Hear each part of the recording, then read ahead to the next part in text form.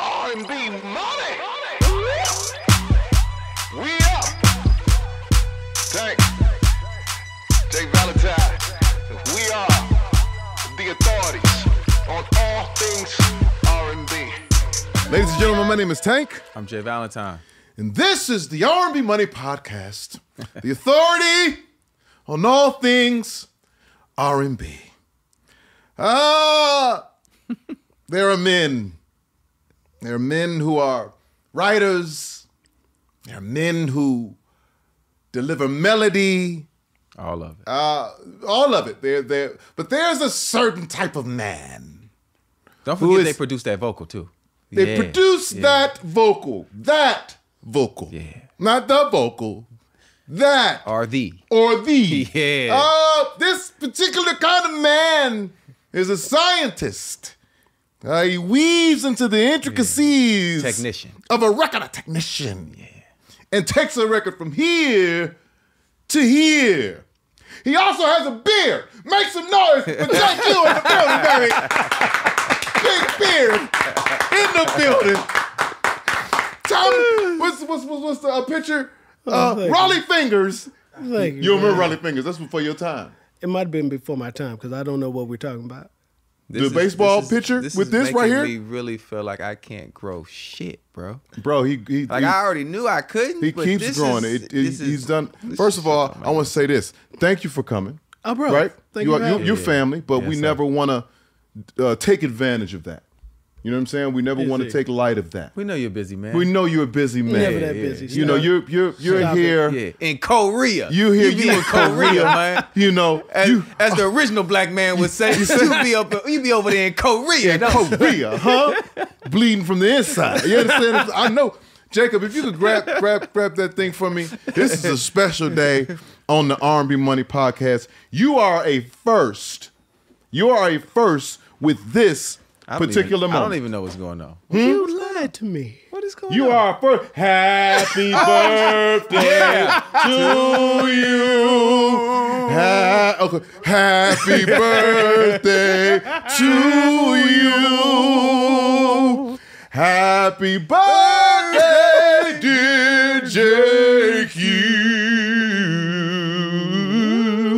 Happy birthday to you. Come on, man. Bro, thank you. Yeah, This man. nigga lied to me. You know this is gonna come out 12 months from now, but it's your birthday. It's your birthday. But it is your birthday. I appreciate it, your bro. actual birthday, brother, and I I can't believe you're here on your birthday. Thank you. Hey, man, Yeah, absolutely. thank you, I bro. can't Just eat this at all. Just sit with it down this right beer. there. I just wanted to be part of you. Yeah, in this pod. You know what I'm saying? So people know.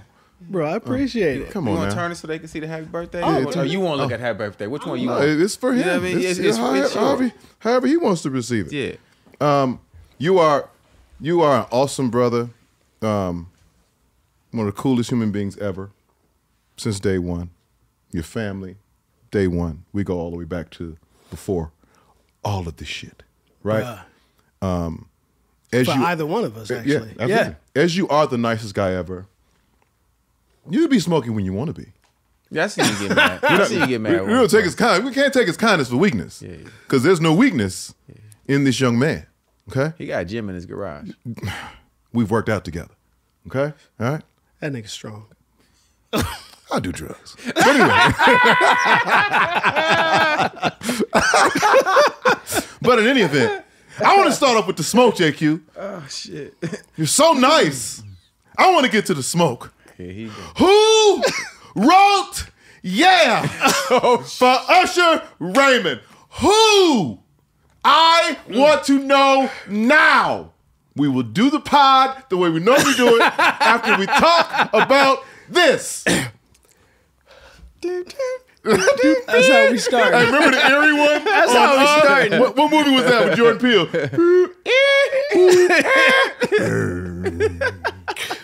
Right. I've heard so many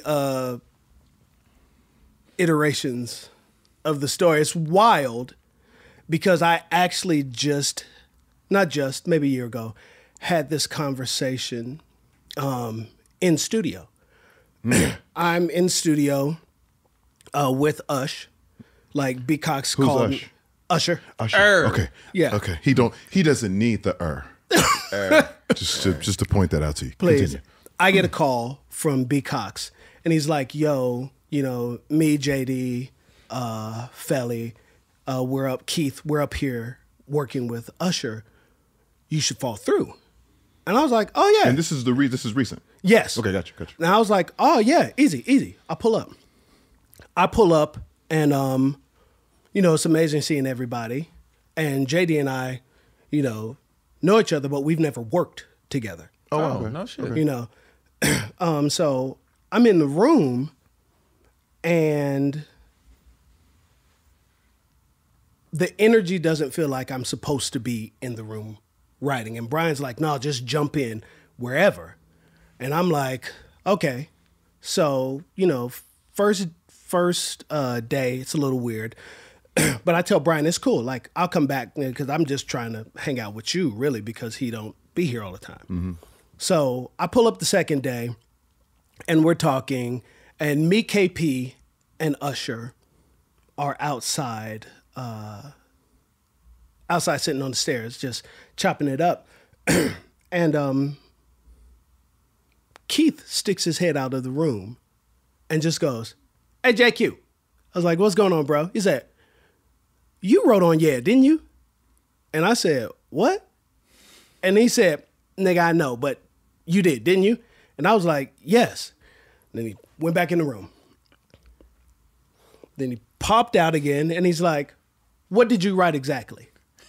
And I said, I don't understand the question. What do you mean? He said, "What did you write?" I said, "I wrote half of it." And he said, "Okay." And he popped back in the room. And then KP's looking at me like this. And I was like, "I don't know." And then he comes out of the room, and JD comes out of the room. And I'm like, "What's going on?" And he was like, "Do me a favor, man. Just tell JD what you just told me." And I was like, "Well, yeah, like Sean and I wrote it together." And he was like, "For real, for real?" And I was like, "Yeah, absolutely." Now, let me say this. Over time, I don't know, maybe people's recollection of what the story is changes. And as you guys know, when you have management, a team, it's their job to make you larger than life. For sure. Mm-hmm. Mm-hmm. So I expect niggas to tell whatever story that, is going to help push the machine forward. But they tell me that the story that they've heard is that I was given some publishing for engineering. Like, they were just glad that I sat and I engineered the demo. So they threw me some publishing. I was like... Charity. Exactly. And I was like, "No, that's not what happened." So we start explaining it, and I tell, the entire story of how the... Matter of fact, let me tell the story. Yeah. Matter of fact, let me tell the story. And, shout out to Sean for calling me. Like, Sean and I were both signed to L.A. Reid, both signed to Hitco. Mm-hmm. Yeah. And Shake is really the one that was like, "Yo, I think you Shakir guys..." Stewart. He was like, "I think you guys..." Yeah, Shakir. He was like, "I think, you guys are the two writers that I have here that really have a chance at really stepping it up and taking it to the next level." So it was like, excited, let's go. Yeah. So he's like, I'm thinking if you guys can deliver me a hit for Usher, that I can make sure it's heard. I can't promise anything, but I can make sure that it gets heard. So we're like, cool. Let's get to it. And it's Sean that actually pulls out some tracks from Little John. Now, for me personally, I go way back with Little John. Mm-hmm. So How far back thrilled. do you go back with Lil Jon? I go back to 95, maybe 95, with Little John. My first the first professional recording, first record that I was ever part of, was a song that went viral maybe 7 years ago again. At night, I think of you. Come on now. So, Yeah.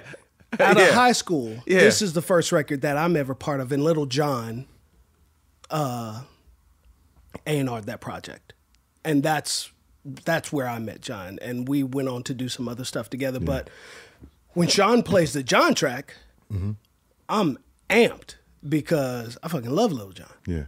And at the time, Little John was maybe one of my favorite producers moving. Definitely one of the favorites moving around Atlanta.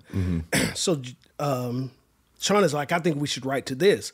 So we're like, hell yeah, let's do it. So he messes around, puts in the track starts playing. We get hype as hell. We about to write for Usher, nigga. We about to kill this. We write for Usher. After about 2 minutes, we just looking at each other going, what do you write to this? Ain't nobody What you got? wrote to this. You got yeah. So we look at it for a second. I say, hold on 1 second. I run out to the car. I come back in with the CD, put it in, and it's If You Don't Give a Damn, We Don't Give a Fuck. Hey, it was my favorite song ever at the time. So we listened to that shit, and we both amp. I curse a lot. So I apologize. Mama, my kids, when you see this, Turn up. Go crazy. I'm gonna go crazy. Yeah. So we're hype as fuck, and now we're like, yeah, let's do it. If it ain't this hot, if it ain't this crunk, if we ain't this hot, then we don't even need to do it. So we amped, and then we just confused again in like 2 minutes about what to do. And Sean's like, play that shit one more time. So we play it, and it goes off, and it's like, it's gotta be that hype, or there's no point in writing to a John track. So we hit play again, that shit comes on, and Sean goes, yeah! And I go, and he looks at me and we're like, nigga, we should call this shit, yeah. We should call this, yeah. I like those moments. So now we hype and we like, all right, what is this gonna be about? And I got the call earlier to write for Ush because I had done this record with Marcus Houston. I co-wrote it with Neo. What was the name of it? If I wanted that girl, I would be with. So LA liked the way that record felt. And because Usher had come off that You Remind Me, that's what they had asked me to write before. And nigga, I just fell short. Like, it's hard for me to copy. I'm not really, really good at that. So we sit down and, back to the story, we sit down and we're like, all right, well, let's just write what we want to write, what we think being Usher is like. And Shake had played us, before we got started, he played us Caught Up. He played us Confessions. He played us Superstar. And he played us Burn. Yeah. No pressure. And we're sitting there and he's like, well, what do these records have in common? And I'm looking and I'm like, they're all very visual. So we knew it needed to be visual. So we were like, let's make it that. Let's talk about what we think, being Usher is. It's got to be in the club because of the way the record is. So we sit down and start writing, and Sean hops in the booth, and Sean is melodically gifted, nigga. Yeah. Like, he's different. Yeah. You got that. He's different. So he's in the booth and he's and I'm like, and then he keeps going, but it doesn't stop. So at a point, I'm like, hey bro, it's too much. Like, it's too much. And he's like, nigga, I'm telling you, this is what hot. And I'm like, I get it, but it's too much. And he's like, well, what do you hear? So I sing, and my shit is slower. And he's like, well, that shit's boring. And back then, I had a way bigger ego. Like, my personality is still kind of big, but my ego, like, nigga, I thought I was the best, and you better think I'm the best. Yeah. So, and Sean's got a big personality as well. So we argue, for a bit. We just screaming at each other. And then we kind of slow down and we just talk and we're like, look, bro, we both, because neither one of us had a record that had changed our lives. So we sat and we talked and we're like, look, they're really giving us an opportunity to change shit for our families. Like, bro, we got to get past this and figure it out. So he's like, I really just think that this shit that I'm doing is the new shit. It's it. And I'm like, nigga, I agree. You just do it for too long. Like, people have to remember it. They need something to hold on to. Yeah. So he does his da-da-da-da-da-da-da-da-da. And he's like, well, what do you hear? And I'm like, da-da-da-da-da, da-da-da-da-da-da-da-da-da-da. Oh. And he's like, all right, I fuck with that. So we do all of that shit, end up writing the whole thing, write the verses, write the chorus, sing that bitch down. You know, hype. The shit, we listened to it, write the second verse. Then we're like, well, what do we do for a bridge? Because at the time, Usher was super musical. So we're like, we don't know if John's going to put a change in it, if he's going to do whatever. So we're like, well, let's just do a bridge with John. So our bridge was, yeah, yeah, yeah, yeah, yeah, Usher, yeah, yeah, yeah. And we're like, all right, that'll be the bridge for right now. So we listen to the shit down again, all the way. And it comes out of the second verse into the second hook. Yeah, yeah, yeah, yeah. And we're like, oh my God, nigga, that has to happen every time. So we mess around and fly that to where it needs to be. And we're sitting in the room and we're listening to it, bro. And I remember Polo comes busting in the room. Him and Bubba Sparks. That's great. That's Crazy. great. I actually went to college with Bubba Sparks. That's with Andy. great. Yeah. So he comes in and he's like, what's this? And we're like, yo, this shit we just did for Usher. And nigga be knowing, he was like, it's incredible. It's gonna be the biggest record of his life. Y'all just save that nigga. This is gonna be it. This is gonna be the biggest record of his life.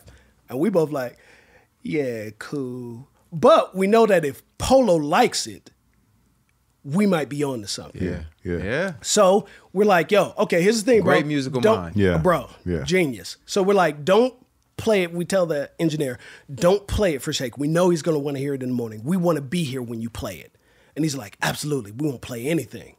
Nigga, I get woken up by a call. I get woken up by a call from Shakir.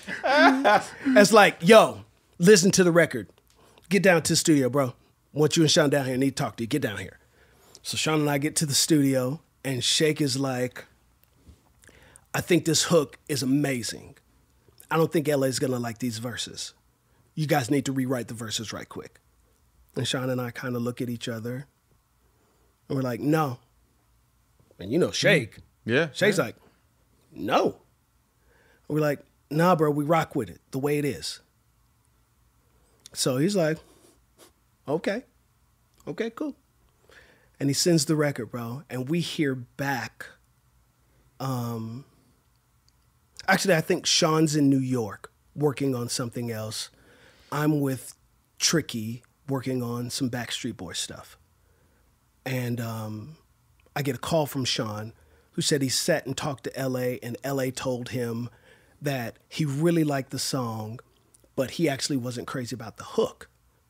He's like, he felt like, Sean's exact words is, he said, LA said the song was like bad sex.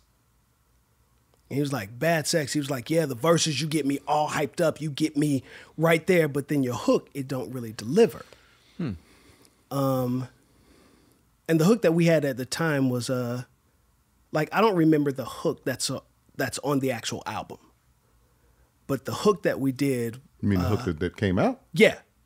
I don't remember exactly how that hook goes. But yeah, all the melodies are the same. Oh, got you. Oh, okay, so we got were you. like, it was like, yeah, try to get down low if you think you're ready. Yeah, I could turn you out, baby, if you let me. Yeah, wanna see if you could back up what you told me. Yeah, try to get down low if you think you're ready. And then LA was like, the story of the verses, you got me. Got you. That hook don't go nowhere. You know, and it's one of the pluses of being signed to an amazing writer. Right. He was able to see that. Like it was never enough for him that it felt good. Like, you guys are on to something, make it better. So we get in, and Sean gives me that call, and I tell Trick I gotta go. I head back to the apartment. Sean heads to the studio in New York.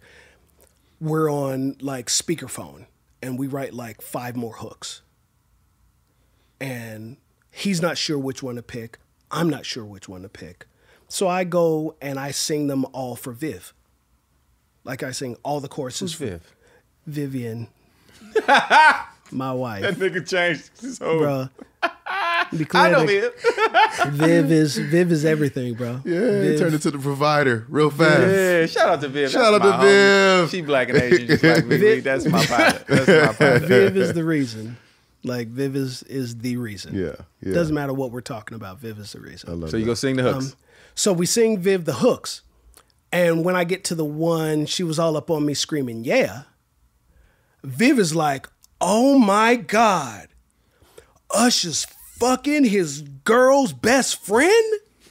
Now, when we wrote it, we literally just meant she was in the club dancing with that nigga screaming, yeah. And when she says he's fucking his best friend, I was like, that's exactly what he's doing. And I run back upstairs and I call Sean and I'm going, this is the one we got to do. Right. This one right here. And he's like, you sure? Yes, because this is a story. I'm telling you. So Sean's like, fuck it. So he goes and sings it,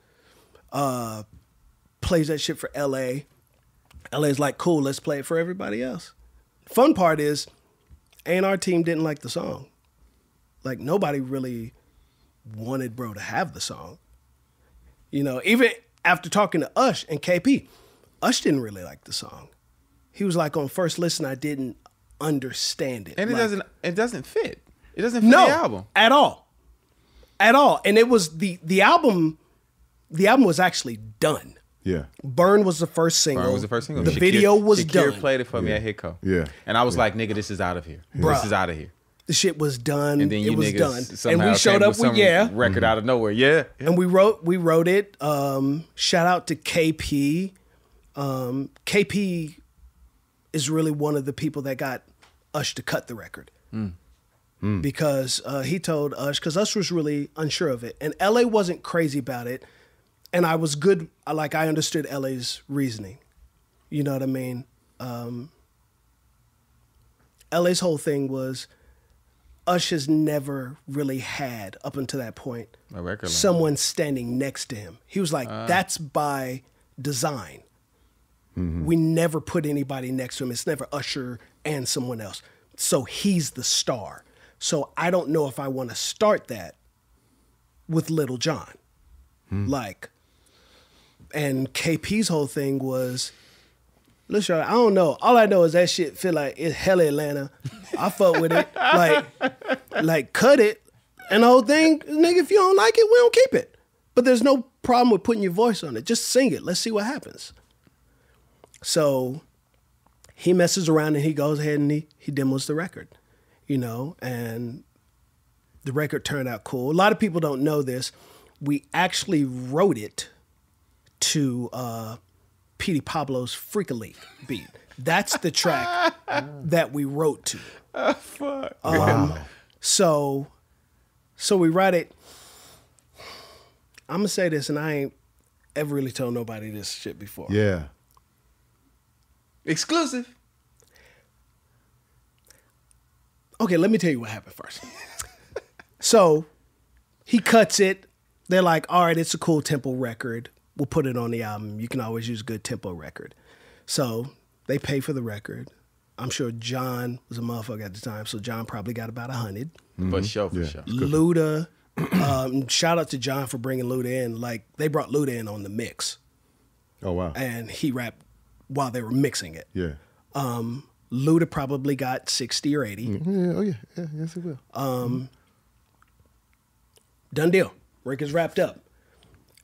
I get a frantic call from S. one night, from Sean, and he's freaking because Shakir called him mad.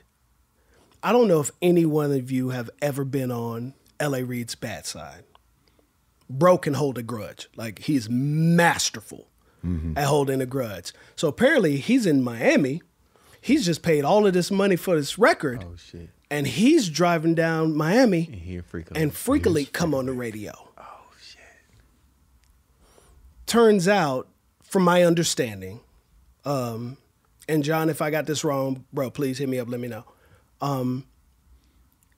John had done the track in like a session at Jive or Zomba or something, like had put him up in the studio, turned all the tracks in. They didn't pick that track. Yeah, they picked the ones that like they didn't pick that one. Now this is where maybe I step in and I kind of fuck shit up a little bit, maybe. After we got done with the song, I was thrilled, like I was so happy with the song. You know what I mean? Even though there are a lot of people saying they didn't like it, what I realized during the process is I would play it. They would be like, I don't know, just because it was very different. But 3 minutes later, they would go, yeah. So I just started to notice, they saying they don't like it, but they keep singing it. So I go up and I play it for Tricky Stewart, Mark Stewart, and they're sitting in the room at the time, because Red Zone was home to me. You know what I mean? They're sitting in a room at the time with who I didn't know was like chairman and president of A&R over at Jive or Zomba. Great. So I play the record, and I'm like, Trick, check this shit out. Mark, Trick. I was like, I just wanted to play a record. And they're like, yo, go ahead and play it. So I play it, and most of the room is like, I don't know. But Tricky is like, I think that shit is awesome. Like, I think that you might have got one right there, JQ. So I'm hype, nigga. So I leave. Maybe a month after that, Freak-a-Leak's on the radio. So I think there's a possibility. I think there's a correlation. I think there's a possibility. They beat you to the punch, man. Right. Producing. But they call bro, and they tell him, LA calls Shakir, and it's like, this is my understanding. I just paid all this money for this record. I hear it on the radio. I'm not fucking with you. I'm not fucking with John. I'm not fucking with JQ. And I'm not fucking with Sean. Fuck y'all. I've been on that side of LA once before over some shit with another record that I did that I co-wrote with Carrie that they wanted for Tierra Marie. And I was like, I can't let you have this record.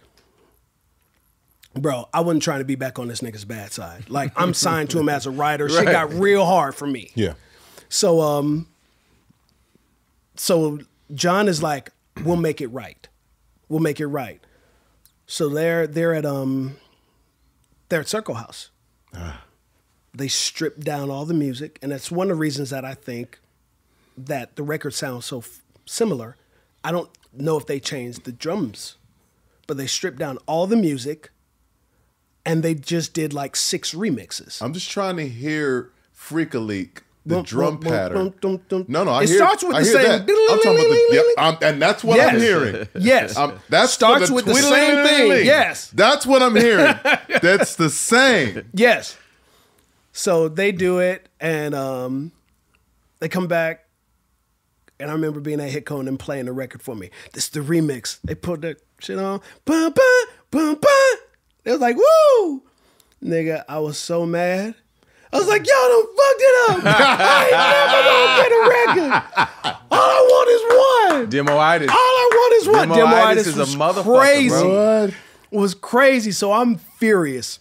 We end up like going on Christmas break, I think. And I think John sends the record out to his friends, to his DJ friends. And it's like, yo, check out this new shit just did with Usher. Just MP3s. Just sends them hoes out. And when we come back from Christmas, we're at 60 on the pop charts, 40 on the R&B charts. It's rocking.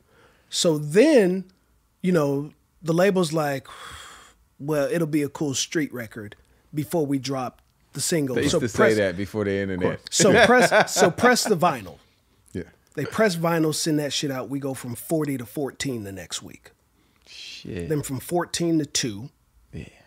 And then we sat at like number one for 12, 13 weeks. And then I was rich. I was super I mean, and then I was super upset again, bro. I was super upset again because the week that we went number one, they officially released Burn. Oh shit. As the single. They got off the record. The week we went number one. That happens. That happens though. So when they released it, I was like, all right. And I can't even remember what it's called. Back in the day when you got jacked up in your publishing deal and you didn't get the records out. So now they stopped paying you money and you just kind of sitting there writing for free. Like I You can't doing what? remember. Back in the day, you're in your publishing deal. And you're supposed to have out X amount of sides, like, or songs or percentages. You know, if you didn't have that shit out, you were in, and you were unrecouped. I can't remember what it was called. I can't think of it either. But- I do vaguely know what Yeah. you're talking about though. But because I didn't get the work done that I was supposed to get done, they weren't giving me my next piece of money. Your next Oh, you talking about you hadn't met your My MDRC? requirement. Yes. Yeah. Oh, got you. Okay. Yeah. Okay. So I'm sitting there and I'm hurt because you need because you they're trying to like get to that next advance. they're like, you know, if this does well, you good. Yeah, we'll move you forward. Yeah. So when they released it, I was so upset because I believe that we could have had the all-time record for number one because No, that record was massive. Burn knocked us out of number one. Us just switched with itself. We dropped to number two. Burn became number one. Crazy. So we're like, if you would have just left it alone. Yeah, but so it's so just, I'm angry. But for the label, it's just great business Oh, all the way exactly. around. It's their record. I need to know something though. Yeah. As story's amazing. If you don't mind telling us, Yeah. how did the publishing go then? Oh, the publishing was chill. We split the publishing equally.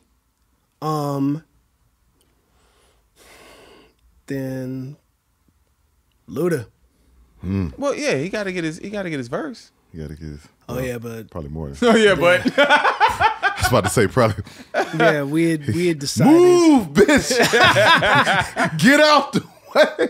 And I mean, at the time, the way the splits went, you know, between Sean and I, we felt like what we came up with was fair. And at the time, we did not feel like what Luda was asking was fair.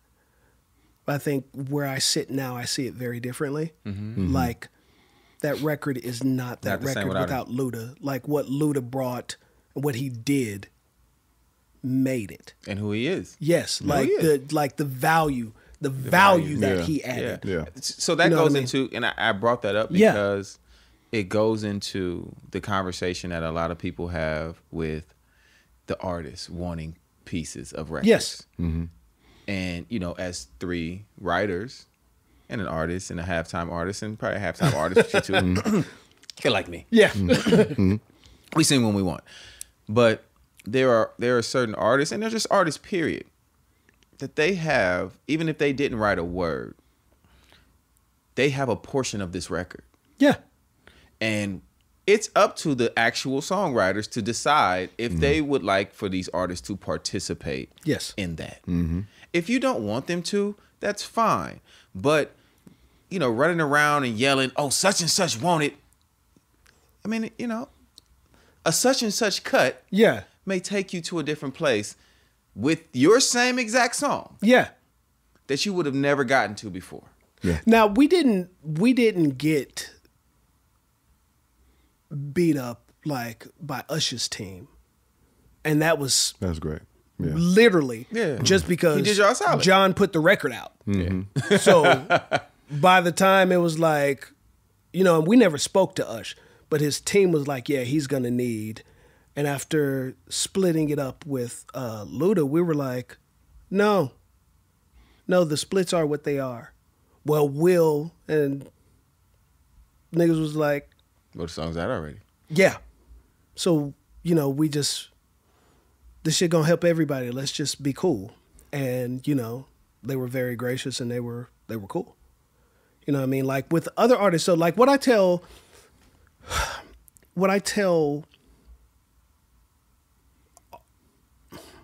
creatives now, you know, is you have to understand what it is that you're getting involved in. Like, everybody wants to be in the business. Everybody wants this and they want that. Bro, like, the music, you niggas know, man, the music business is real. That shit will fight you. It will bite you. It will scream and it will curse. You have to will this shit into submission. And inside of that, it's also being very aware of the landscape. Like, to me, it's all business. Like, it's all business. If the value that you bring as an artist, again, I've written a record with Beyonce, and regardless of whether Beyonce picks up a pen, a notepad, an iPhone, whatever, the value that Beyonce brings is worth a piece. Because at the end of the day, you can put out a song on whoever, nigga, but it's not Beyonce. Right. Like, what that does In for so your, many other conversations. it's so different. Like, It's different. people and younger creatives, and even some older creatives that I know, like, the conversation that, you know, I have more times now than not is you have to understand this shit is not about one song. There's that. It's not about one song. You know who really beat that into my head? Timbaland. We wrote this song one time, and Tim really did all of the lifting. Like, he did all of it. Like, it was for G. We wrote a song for Genuine. And Tim got in the booth, like, him and Jerome banged out the track. Then Tim jumped in the booth, sang the melody, just vibed out, sang the melody, came out the booth, said, "Call it this," and left. And we just lyricked to what he wrote. Yeah. And then when he came back, we were trying to figure out splits. And he was like, "Bro, there are 4 of us. It's 25 apiece. What are you doing?" You know what I mean? And every time I work with Kenny, it's always split evenly. Who's Kenny? Babyface. You just keep pouring champagne, Here pouring goes champagne, Timbaland. and trying to skip by it, like Babyface, we won't want to come back and Usher, clean that up. Yeah, we Lil Jon, we like to stop and clean that up LA. before you just move KP, past the spills. Shake, yeah. Sean Garrett. I mean, Yeah, a lot of cool champagne shit. on you, brother. Carrie. Bless. A lot of cool shit, Carrie's man. the best. A lot of Carrie's cool the shit. best. No, listen, bro. Like, you're tenured in Yeah, this shit. yeah. Like, you are a staple. Bro, we talked about this briefly, that I didn't know it was really my family that pointed it out to me. Like, I've been part of a hit in 4 separate decades. Nigga, how old are you? That's what my wife was like, "Nigga, you ain't been doing this Joe shit." Lewis was 176 years old when he fought. Viv was like, "You wasn't writing when you was born." I was like, "Nah, I got lucky." But you touched a decade, And though. You touched a out of decade, high though. school, I caught one. So you got the 90s, I got the 90s which is... with my boo. Come on, man. Come on, man. 2000s, yeah, Nah. a few in 2000s. Yeah. Yeah. It's like we'll take the Yeah. Yeah, we'll get to him. 2010s, Best Thing I Never Had, Beyonce. Yeah. And then recently, the whether we go the Giveon for Tonight, I love that record. or we just had a record that I don't know if I'd call it it's not a smash. It's not a smash. This is when you get real big hit records. You start doing that. It's not a smash, Yeah, but we yeah. stayed in we sat in top 40 for like 9 weeks. So that one performed okay. Yeah. Thanks. That's I have a stylist talk. Oh shit! Shout out to Casey. You look really nice, brother. Shout out to You know what I Casey, mean? the icon. They told me they was gonna mess with me. bro. Shout out to Mike City for the inspiration. Mike, don't let them do this. Don't let them come between No, us, Mike's bro. our brother. We love Mike. Don't let them come What between is us, them? bro. I haven't said anything. For Mike, What the fuck? for Mike came up here dressed like right after he got to go to work and change carburetors. Your carburetor. That's all you need. Your carburetor, and then your starter too. If you need a new starter, And I then- love Mike City. And I love Mike City, Hold on. but JQ saw that episode. Said, "Who knew my brother? I'm hiring style. I'm trying to stop." For those that know me, know that this. For those that know me, know that this is a part of the business or part of the job that I'm terrible at. Like, I'm with you. Like, take me as I am. Nah, I get fly, though. Don't take me on some player shit. I just want to. Get me out of there. I'm like you. No, you're not. No, you're not. But Go continue. ahead. I see what you're saying. I see where you're what going. you're saying, but no. We are not.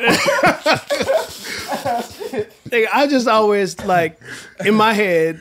It's always been I'm really good at my job. Yeah. As you are. That should be enough. Yeah. It is And though. It's not. It is. You don't think so? I No. think it is. I think it is too. Because I'm gonna tell you something. I know a lot of. I don't want to say unstylish. I just say that people who just put on what they put on. You know what I'm saying? Contrary to what quote unquote style is. Yes. Yeah. And them motherfuckers is talented and them motherfuckers is rich. Yeah. Can we Agreed. see the picture that the stylist sent you to? No. No. Okay. All right. No? I just was You can wondering- see it off camera. No, I was just wondering if we could Off camera? get that to Jacob so he could flash it. Off Yeah, camera. just- Because it No. would be great. It's just kind of show like what you know, were gonna look like. Yeah, what you were gonna pull up in. That's all. He was gonna pull up with both his hands. Like this. Viv told me I look like the old dude from Dragon Ball Z. Yeah. You look like a real Sifu. Bro, I walked out. I remember I walked out of the dressing room in that, and some dude was walking by. He said, "You look like you know my future." I saw this nigga Morpheus. I was like, "All right, nigga, we gotta take this off. We can't wear this. Hey, if a nigga would We hit you can't with wear this, this." respect. If we hit you with that, yeah, we I'm done, like, okay, I'll give you the picture. we done went crazy. But those are nice leather sleeves. Like you're Bruh, it was. yeah. Shout out to Casey. You're doing it Casey, today. Yeah. Yeah. You see how the bottom of the shoe matched the sleeve. No, too? no, I he mean, doing- He got some cool shit going No, on. no, he Listen, I rocking. respect it, brother. He rocking. I I mean, I respect it, appreciate man. it. He Niggas got- is getting stylists to come on to the pod. I had man. to. I had to. That Shout out to Mike. I definitely watched everybody's episode and watched Mr. Flowers' episode and was like, okay, somebody else got to pick my clothes. Yeah, Mike City is that is not where he does not care about. And none of it. then this guy, he just casually goes to Paris Bro. and comes back with merch only with for merch. himself. For himself. Oh, you didn't get nothing for Jay, bro? No, Got something for my wife. He don't fuck with me like that. Yeah, He yeah. don't fuck with me like that. I got something for my wife. Well, your wife was there, nigga. Yeah. Sure, I did influence tour overseas. I'm sold glad out I burnt that nigga cities closet all them everywhere. years ago. Paris. Now look at it. This is the thanks I get. Bro, You when can I'm have one of my Hey largest. Chris, where the fuck is my merch at, man? Goddamn. He gonna give you some.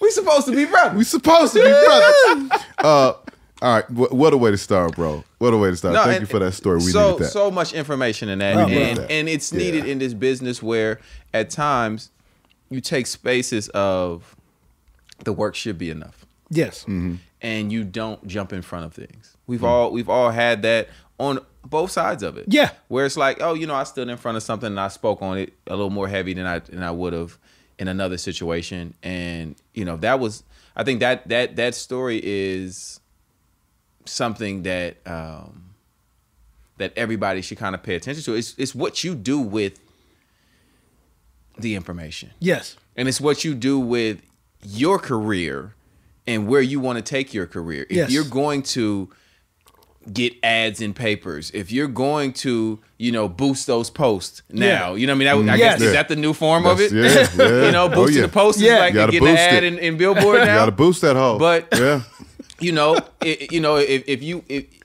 if multiple people won that Grammy with you, but you got your Grammy as Yeah. on the top of your page, Yeah. it's not. I don't think, even though I'm someone who always speaks of whoever works with me, it's not your responsibility though. It isn't. Yeah. And Agreed. You also shouldn't feel slighted if somebody don't mention your name. At all. It's up to them to mention their name and talk about, especially when someone is calling them. They're building their brand. They're doing their thing. Unless we're partners in this shit and we're a team. Agreed. But then there's when the we comes in. Yeah, it's not really on you Agreed. if you guys like, oh, y'all wrote a record together now. Could you do that as a courtesy? Yes. Right. Yes. But I think so much of it gets so emotional and so personal in the music business. They didn't say my name. Well, that's why the one thing I asked you, how did the publishing work out? Yeah. Oh yeah, no, that's Now, fine. did they take from you? No. Right. Did they, you know what I mean? Did they make you give them this and make you and make you and make you? No, you agreed to something. You You ate. got your publishing. Right. You are ate. eating.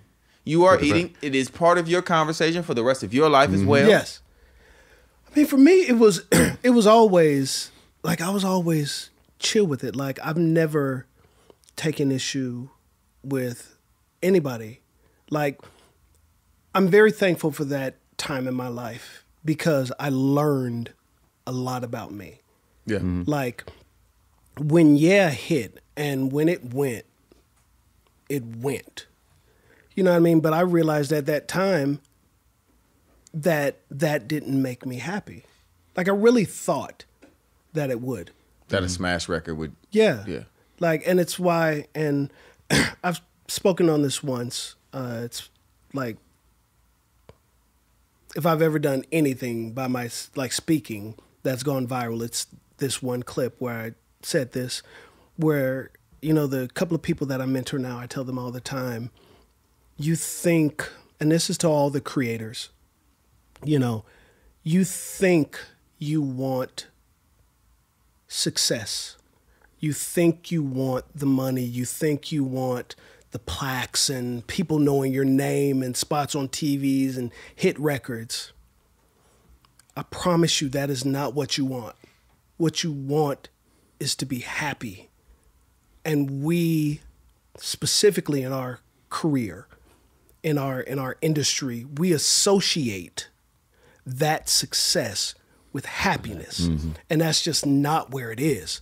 Like if that is where it is, you know, there wouldn't be so many rich, famous people doing terrible things to themselves. Yeah. Like dying. Like, bro, there's a certain amount of work that we have to do. Self-work. Like I feel like we're all born with a very specific size hole in us, in our hearts. And it's your job to figure out what fills that hole. If you are a little anxious when you get successful, when you get what you say you want, you are going to be ridiculously anxious. If you are a little depressed, you are going to be hella depressed because you're going to realize that that is not the answer that you thought it was. And along that time, what I realized was, even though my management was happy, my publisher was super happy, my family was thrilled, only thing I could think about is what was next. It's cool. Cool that that's going. Can I talk to Clive? And then I have a meeting with Clive, you know, right after that. I realized the only thing that brought me peace, that made me happy, was spending time with Viv. Like that was it. During that entire time, the only thing that made me feel more complete was hanging with my then girlfriend, best friend, now wife, best friend. You know what I mean? So along the way, you know, and it has been one of the biggest pieces that have helped me, you know, walk the walk that I have walked in this thing. And that is, I put my 10,000 hours into my relationship. Like, I'm very good at that. Yeah. Like, I'm very good at being married to my wife. Like, nothing matters to me more. You could, respectfully, you could take the music. You know, you can take all of that. But I think we have to figure that out. So along that time, I was never mad at Sean. I was never mad at anybody. I've never been mad at anybody for doing what they felt like they needed to do. You know, you're not hurting me or my family. You know, and we all do this. Like, bruh, most of this shit is, for those you watching, most of this shit is smoke and mirrors. Yeah. Like, most of it is smoke and mirrors. Like, I don't know very many people that are rich and famous. They're rich or they're famous. But I don't know very many people that are both. Mm-hmm. You know what I mean? And for me, give me the money. Like, give me the security. Let me take care of the people that I need to take care of. I've never been a huge fan of the spotlight. Like, I've lived close to fame. Mm-hmm. Like, I've watched all this happen for you. Yeah. I watched it happen with Carrie. I've worked with Usher, with Britney, and like, fame and success casts a hell of a shadow, bro. Mm-hmm. Like, that shit pulls people and things into your orbit that a lot of us ain't built for. Yeah. You know what I mean? Everybody don't have that. Yeah. You know what I mean? So for me, nigga, knock it out. Like, if telling everybody, you know, or if everybody knowing your name helps complete or get you to whatever that is, bro, do that. Because, nigga, I love my life. I feel like the other outfit. I fucking hate you.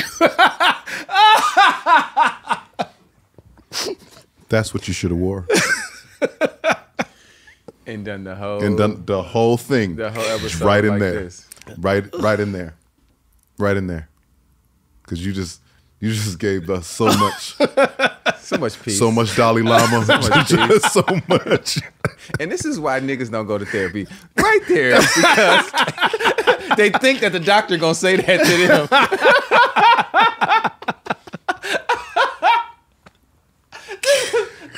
Right here is why niggas don't show up to their appointments, man. Bro, it's just everything you said, like finding peace in this place. Of course, it's not impossible, but it's an everyday choice. Yes. If we can call it an everyday struggle Yes. against the things that are trying to take it away from you. Absolutely. So, you know, you giving those bars of making that choice, and then so much of that choice being encapsulated in your wife, your partner in life. I think you got to pretty figure awesome. out your why. Mm-hmm. Like, you got to figure out, like, my dad, God bless my parents, bro. They taught me so much. They've given me so much. My dad taught me what and how. Mm-hmm. My mom taught me why. Why? And that shit has been the difference maker. Okay. You know what I mean? To everything. Like, there's a certain amount of peace that comes when you figure out your purpose. Mm-hmm. Like, and I said earlier, what you want is to be happy, and I think that is true. But I believe purpose over happiness. Mm-hmm. Like, if you can figure out the why, you can push through. Even when you're not when the happy isn't there, if you know why you're doing it, what's driving you. Yeah. Mm-hmm. And what you're doing it for. Exactly. You know, that's your ultimate, whatever, people can say it in many ways, but you have to have an ultimate goal. Yes. Mm-hmm. And that goal doesn't have to be what everyone thinks it should be. Right. So stop asking me for an album, okay, guys? Stop it. I'm gonna ask you for an I album. will not. I was about to say, you ain't talking to me. You ain't even What lying. album, nigga? I saw you post What album album, done. nigga? I saw sick- you. I'm I sick saw of it this posted. shit. I was Look at gonna me. definitely I'm ask you, sick could of I this hear it? shit. What album, nigga? Shit. Bro, But y'all get what the fuck I'm saying. I get it. No. I'm joking when I say that part, but yeah, like, everybody's path is different. Mm-hmm. Everybody goes about this thing different, and everybody uses their talent differently. yes. You know what I mean? Like, to me, I've always looked at you as a vessel for many people in this business. You know what I mean? You're a name that comes up as, like, oh yeah, I was working with JQ. And I don't ever ask in what capacity. I never say, oh, y'all writing the record Right. together? Oh, he produced the vocal on something? Oh, he produced the record? I just be like, oh, you working with JQ. Shit gonna be dope. That's literally how I look at it when I have conversations with people when they telling me they're working with you. Yeah. I don't look at you as, you know, you got one thing you just do. Right. No, you do multiple things in this business. You make records. Yes. Yeah. You're a record maker. And you're damn good at it, bro. And we appreciate you for it. Oh, bro, I appreciate Real it. shit. I want to take you on a different path. Your pod is going to be a different path Where we going? now that you've started this path talk. Let's go path talk. I just Hashtag made path that up. talk. Make sure we call the lawyers Path talk. You don't have no lawyer. Right here. We have the He put same. an S on lawyer. it too. He put an S on it S too. on it. I didn't put an S on. There are lawyers, and I mean, it is a firm, Jay. You know what I'm saying? Yeah, I mean, come on, Damon. You know what I'm It's saying? a practice. They got a very. They got some people. They got people. They got people, They baby. got people. If you get that bill, it's like, God damn, they got people. Let's take a different path. Yeah. You said your first hit record was in the 90s. Yes. And what was that record? My Boo. My Boo. Yes. Give me My Boo. My Boo is fun. For as long as I can remember, like I'm an Army brat, so I was raised Yeah. globally. Yeah. But I graduated high school in Alabama, like a small town in Alabama called Anniston. And I'm a Southern kid. I've always loved bass and 808s and, you know, all of that. And I remember being a kid and trying to get my big brother, Greg. Shout out to Greg. Shout out to Greg. Who is an amazing musician. I wish I was the musician he was. And I remember telling him all the time, bro, we should sing over that. Like, I'm watching what happens when they play that shit at the pep rallies. Because I play football. Like, when they play that shit at the pep rallies, when they play that shit at the dance, when they play that, that's what we should sing over. Ain't nobody singing over that. And he used to clown me all the time. That ain't real music, boy. That ain't real music. And he start playing the keys. This is real, doing that thing y'all do with the shoulder. This real music. So like fast forward, I get out of high school, move to Atlanta following my big brother. Like just literally trying to be like him. And I mess around and, you know, start meeting my own people. Start going to Art Institute of Atlanta, start meeting my own people. And I met this, you know, one lady named Akima Day. Akima. You know Akima? Of course I know Akima. Okay, so yeah, Akima would take me around. I would, you know, arrange and do a lot of the stuff on her demos. Oh, wow. And she would be like, yo, so what do you think? And I'd be like, sing this, do this, do this, do this. So she called me one day and was like, yo, I got the song I got to do. Will you come with me to the studio? And I was like, absolutely. Absolutely. So we get to the studio and they start playing the song. And it's bass music. Everything I've been waiting for. Is it playing the track or are they playing a song? The track and the song. Got you. So they're playing it and I'm sitting there like, yo, this is fucking awesome. So they're like, let's cut it. Let's get it. So we're sitting there and we're cutting it and I'm arranging and I'm trying to help out as best I can. And they're giving Akima a hard time.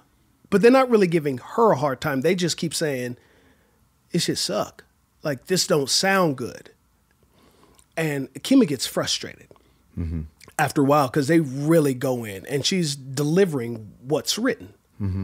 So they're giving her a really hard time. And she ends up dipping. And I'm not trying to dip because this is my first professional session. Right.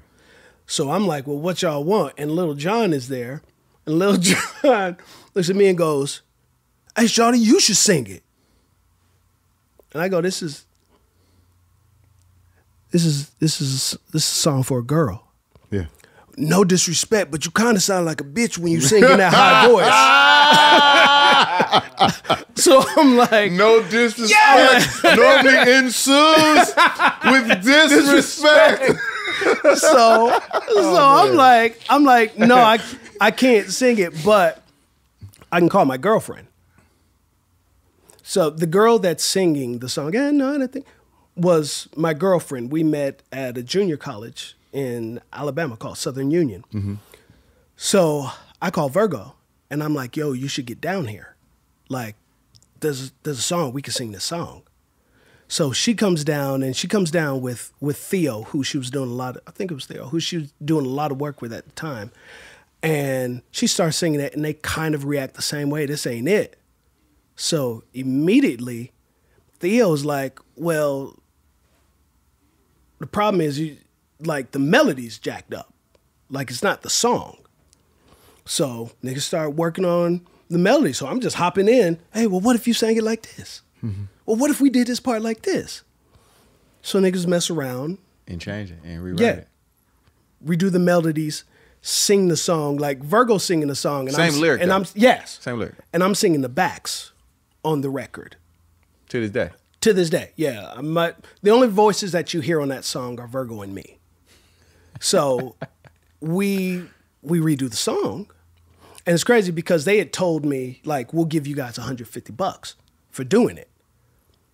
Niggas out of high school trying to figure shit out. I was like, yes. That's what I came That's so much Taco Bell. That's what I came to LA with. What? I came to LA with 150. Man, what? So we do the first day, and we come back the second day, and they haven't given us the money yet.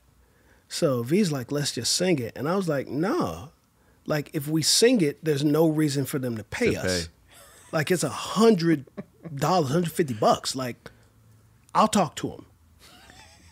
So we go in there, nigga, and I need you to understand, like, y'all know me for a long time. This is pretty much the biggest I've ever been in my entire life.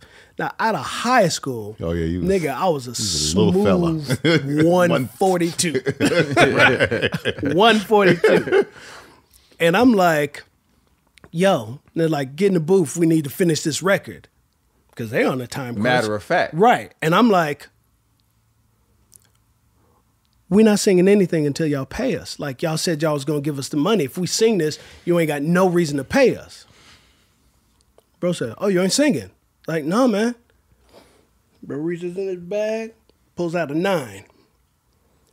Drops that bitch on the table.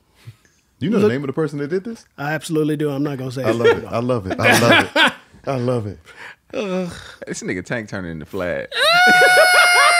No, I want to know if he knew him. Oh, yeah. I'm fucking around. Yeah, I know exactly what it was. And I'm like, he look at me. I was like, nigga, I just said I need a little water. Before I My go vocals was a little dry before I get at night. That's how I go. At night. Went in the booth. We went in the booth and we sang that bitch down. We sang that bitch down and then we dipped. They never gave us the money. No 150. No, and it was the last. It was also the last song that was being recorded for that album. What I was trying to say is I was thirsty. Y'all got to give us at least some water before I start singing any damn thing around here. Bro, so we sing it, and they end up putting it out as the single. And it ends up doing really well. With just her voice and your... Yeah. They put it out as a single, and it does really well. They start trying to perform it, and they're getting booed. So who is this? The So Def. Gotcha. They start trying to perform the song because it's in Atlanta in the South, the shit just becomes a hit. That was massive. Yeah. But Virgo's not performing it because they treated us like shit. And they're getting booed everywhere because the girl that's singing this ain't the girl who that's sang on it. on the record. So they end up, reaching out to us. And like, I remember John calling me and being like, where you live? And I told him where I lived, and bro pulled up with a gold plaque. This is my first gold plaque. He was like, we straight? I'm looking at this shit to say Q Smith. I'm like, hell yeah, we straight. What? Hell yeah. And John and I end up like doing like a remix for To Me and doing some other shit together. Like, I just remember hanging with John because John started out as, an executive. He was head of A&R at So-So. Mm-hmm. And I remember back then him going that he just wanted to be like Uncle Luke. He was like, he was going to do that. He was going to figure out how to be a rapper and be like Luke Skywalker. Like, and I'd be like, okay, and he was DJing and figuring it all out. I end up running into Virgo later because we broke up. But I end up running into Virgo when we hooked back up.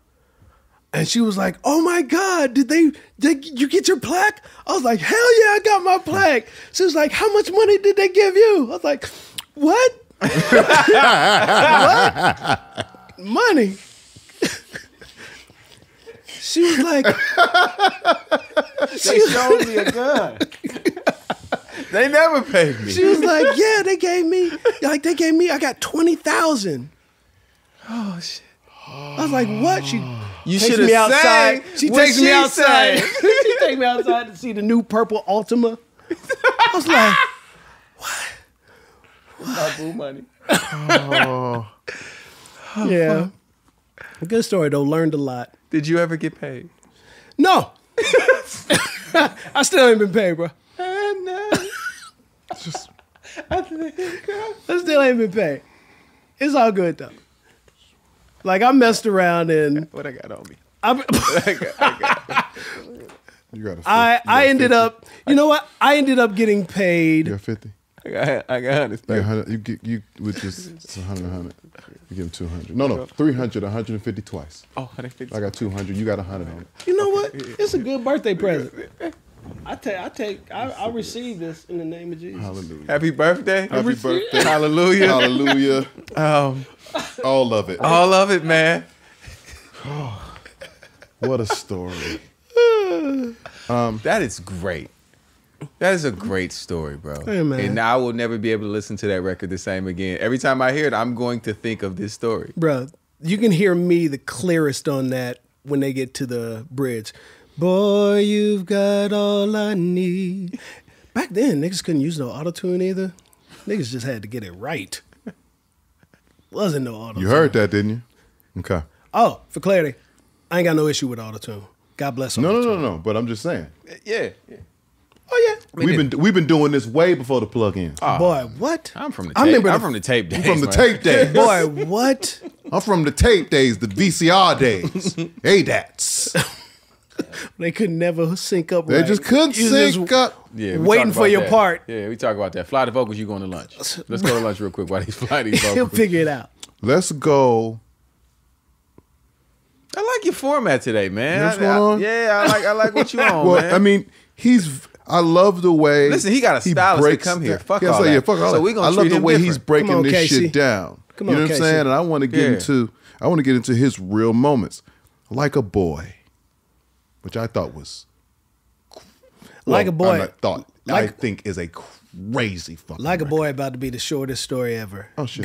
God bless the clutch. I did like nothing on this record. This is one of the records where, inside the clutch, when we started the the Clutch? movie, the clutch was a company that I co-founded that Carrie and I and Zeke and Balewa and Candace Nelson co-founded. Not that that we co-founded. Who did y'all kick out? Huh?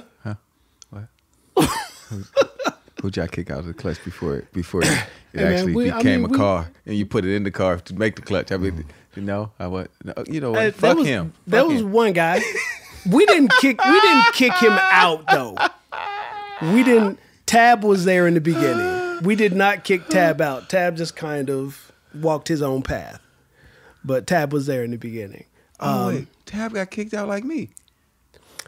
Nigga, you didn't get kicked out of the clutch. You stop it. You stop it. Jay's thinking kicked I out. mean, Jay was there. I was there. I was never in the clutch. I was never Jay, in the I was about clutch. to say, Jay- I was there when Jay they was in formed. Miami. No, He I was was there. there when they formed, but I was never in the clutch. First time we worked together was Miami. It was the weekend of Hurricane Katrina. Yes, it was. Weekend of Had to Hurricane get the hell Katrina. up out of there. I remember, yeah. Yeah, It was the yeah, BMI had to get the up BMI out of there, Awards. bro. Yeah. BMI BMI Awards. Awards. It's raining like crazy out there. Yes. What year was that? 2005? 2005. Somewhere around there, yeah. 2004 or 5. Was we It down might there have been with Fox when that was happening? Might have been 4. I think the but it was dog 4 or was floating 5. across Man, the it was street. tricky. Nuts. Okay. Bruh, it was Okay. wild. But we went down there to work, and like Ethiopia and Philean are really the masterminds. They put together a writing camp, and they were like, E brought 3 people, from Universal, Filet, and brought 3 people from Hitco. And they stuck us in the studio. I think we're at Circle House? Yeah, they stuck us in the studio for like a weekend. We wrote 6 songs, recorded 5. Yeah. By the time we left Sunday, by Tuesday, 4 of them hoes was placed. Yeah. Yeah. I don't think the song I wrote with him got placed. That's why I got kicked out. But Get this we nigga did out of it. here. We can't place no records for him. We did it, and I want to say Epic had funded it, so all the 4 records got placed with Epic, and we were like, oh, that was cool. But then we heard from Larry Jackson. It's like J Records started asking, yo, we heard you guys did this thing and it was pretty cool. Why didn't we get a call? So then J Records flew us out here, and we did it again. And during that time, me and Zeke came up with the name The Clutch. And Antonio Reed Jr. Was there as well. And that's just because we were at Record Plant. And Shout out speaking Record of Record Plant, I heard y'all talking. I can't remember who y'all were talking to. You might have been talking to, you were talking to somebody about how when you was popping at Record Plant, you got a little nameplate on the scooter. Yeah. And y'all saying y'all never got a nameplate. Yeah, we never got one. I just wanted you to know, y'all know I held on to mine. You know what? Give my motherfucking money. Oh, no. Yeah, I'm about to say, You can't take it back, This nigga bro. just flossed us and took our money. on Can't our take it part? back. And then you lucky I don't smash your cupcake, man. On our part? Disrespectful. Hey, man. I love this thing. Shout out to He Pearl. ain't even from He California. ain't from- Shout out to Pearl when the Clutch decided to move the home base, really working in Atlanta. We knew we wasn't going to be out here so much. So I asked Pearl if I could have my nameplate, and she gave it to me. So I've kept it this whole time. Wow. Stays in my studio. Wow, Pearl. But yeah, bro, we did it. We came back out and did it for Larry Jackson. Inside that session, we figured out how we worked best. Carrie and I were already writing together all the time. Zeke and Candace were writing together a lot. So, what we started doing early is they would split us into 2 rooms. Out of those 2 rooms, we would do 2 to 3 songs a day in each room. So we were turning in anywhere between 4 and 6 songs a day, and people would just book us for like 5 days or a week. Yeah. And then just have 30, 40 songs. yeah. Right. You know what I mean?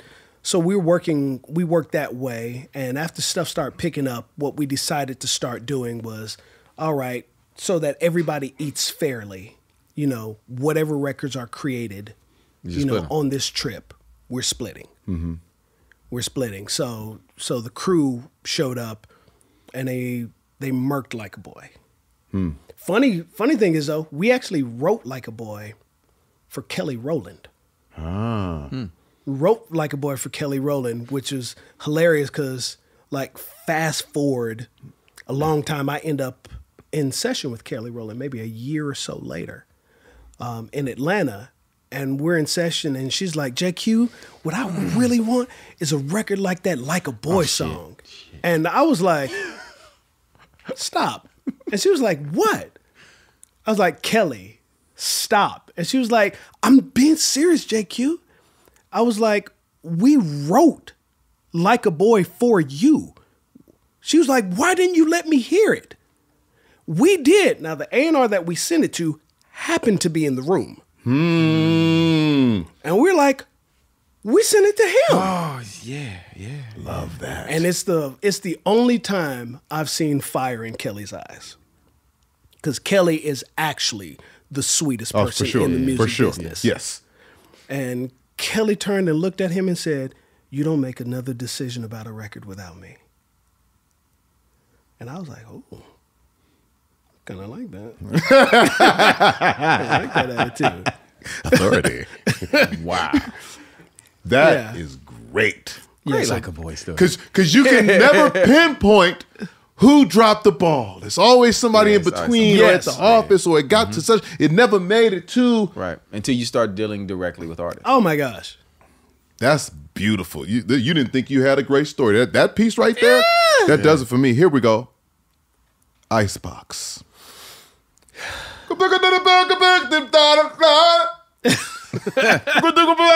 I want you. IceBox is actually my favorite song I've ever worked on that's been released. Wow. And not quietly, Omarion is my favorite artist to write for. Wow. Because when I write, when Omarion sings it, it sounds like it sounds in my head. Gotcha.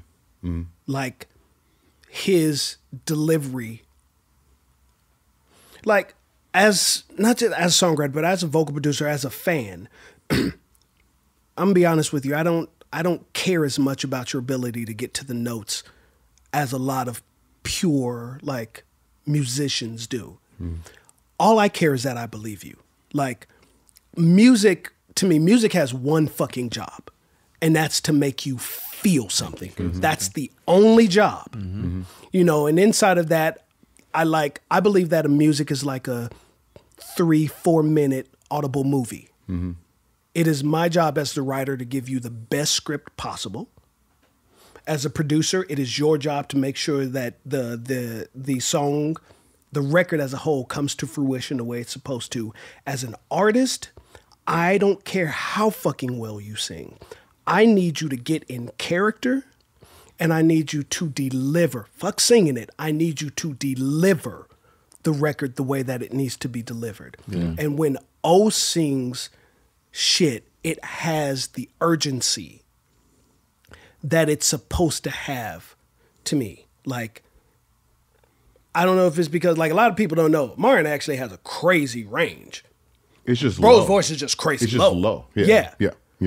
So when we write, there's an urgency to it because he's singing in such a high register.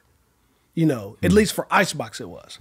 Now for IceBox, it was actually amazing. I remember I was out here working with the Underdogs, and get a call from KP, who was managing us at the time.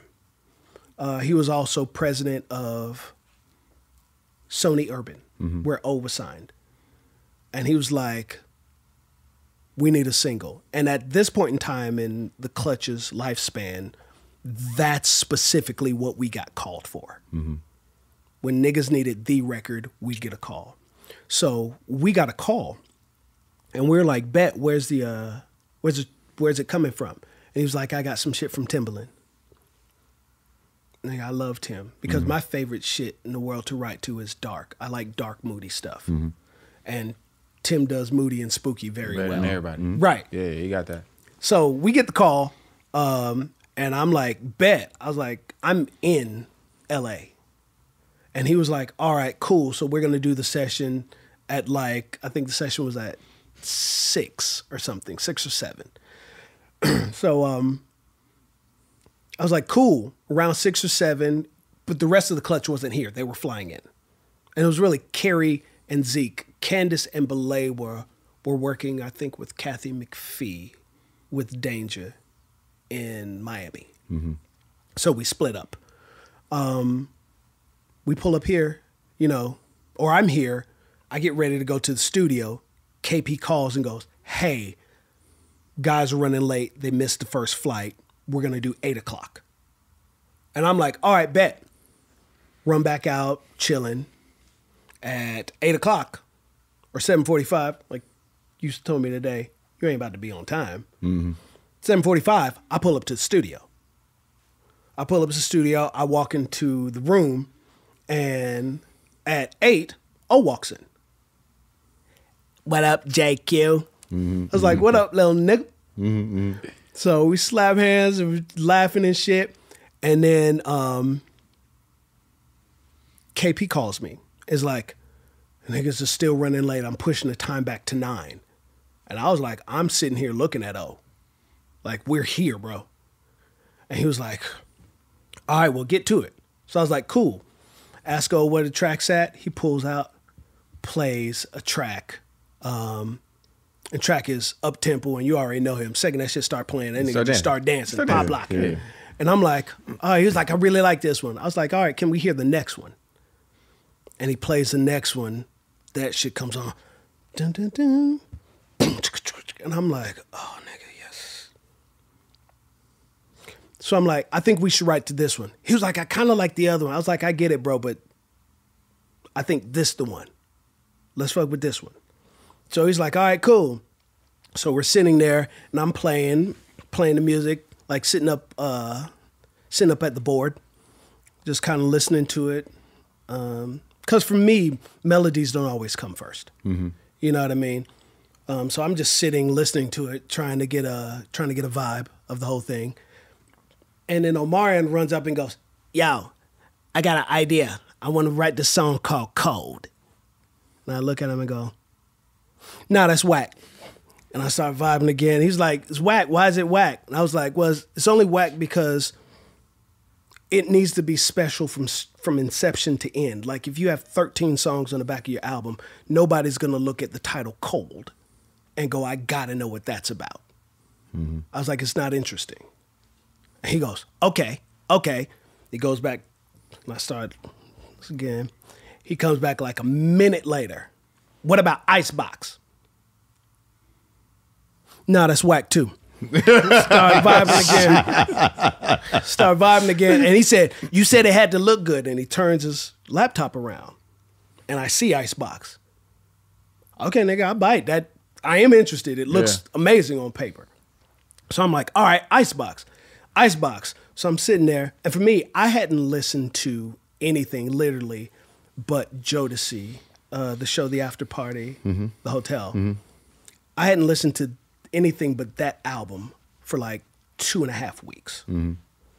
So I'm sitting there, which is why in there, like when we started working on it, my game plan was to write, I just wanted to write an amazing Jodeci song, which is why one of the only ad-libs you hear in the whole thing is, yay. Okay.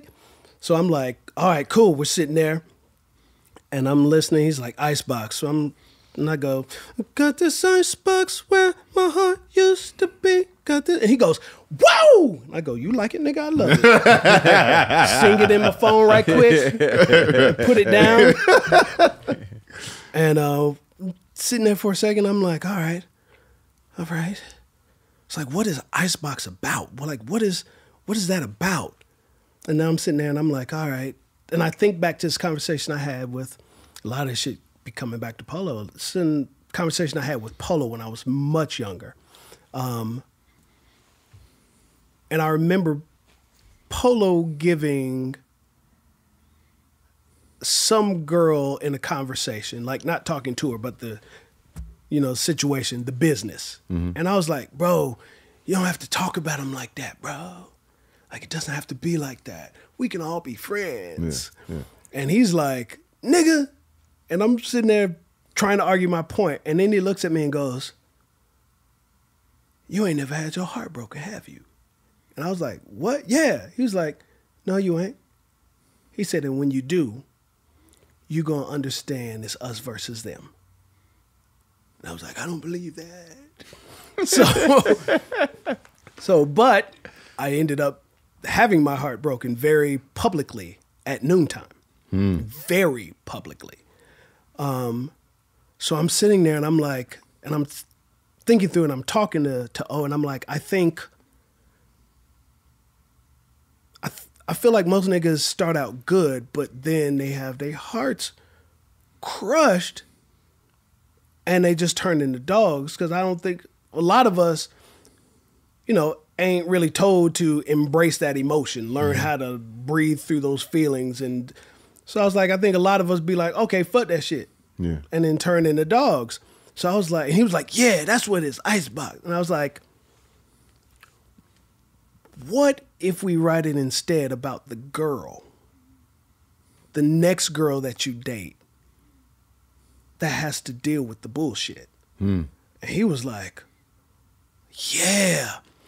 Literally, I wanted to write it about that because for me, like in a lot of cases, when I write, a lot of people think I'm not doing anything because the music will play and I'll just be staring into the nothing. But it's because for me, when I write songs, I don't really write anything until I understand it, until I can see the entire movie. Because once I can see the movie, I don't have to make anything up. I just write down what I'm seeing. So I'm sitting there, and for me, I was like, all right, I want to do this because it's IceBox is about me and Vivian. Like anyone that knows me knows that is an actual conversation that I had with Vivian about dealing with the girl That broke your heart. Yes. Yeah. L is her name. This nigga saying names. Shit. Okay. So Cool. no, I mean, shout out to L.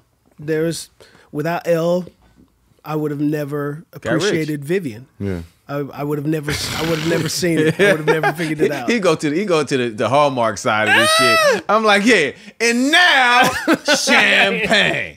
May all your pain become champagne. Oh, you in line? That's crazy.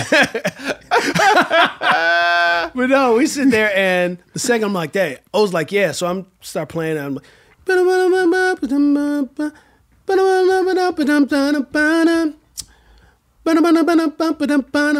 goes, "Woo!"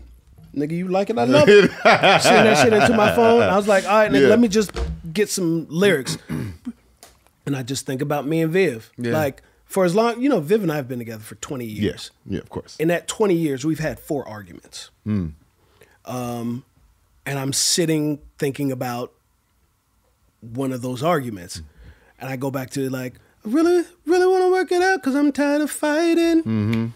I really hope you still want me the way I want you. And I was like, what if we say, and I was like, it's a lot of words. Let's simplify it. So, really want to work it out, damn girl, I'm trying. It's no excuse, but I got this IceBox. And he goes, hell yeah. So I'm like, nigga, get in the booth. Yeah. Get in the booth.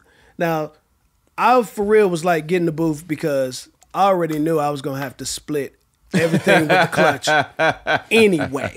Yeah. Anyway, so everybody got it right. Right. So he gets in the booth and he starts singing, nigga, and to me, it's special immediately when he starts to sing it because bro just got there's more heft to his voice than to mine. So he starts singing. At least like, per Lil Jon.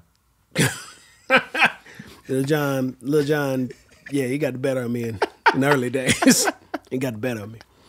But he starts singing it, and I'm like, nigga. And he lays the melody for the verse. Not for the verse. He lays melody for the B section, and then for the chorus. And then I'm like, bro, and Carrie Zeke get there. And while he's singing, I call Tony Dixon. And I'm like, Tony, you should get up here. Like, we're at Larrabee. Get up here. He's like, what's up? And I'm like, we got one. I'm working on one. And shout out to Tony. Like, Tony put me on Chris Brown's first album, like the Young Love. If it ain't 21 yet. Tony gave me that opportunity. So, you give back. For sure. So I called Tony immediately. I was like, you should get up here. We got something. So O sings, and I tell him immediately when he gets out of the booth, bro, go home, get some rest, because you singing tomorrow. Like, singing. He was like, yeah, bro, I'm gone. And he leaves. So Carrie, Zeke, and Tony come in the room, and they sing me what they have. And that shit is amazing, but it's not the same story. And I'm like, bro, that's awesome, but that's not what we're talking about. We got to change that. And they're like, nigga, this make perfect sense. It does make perfect sense.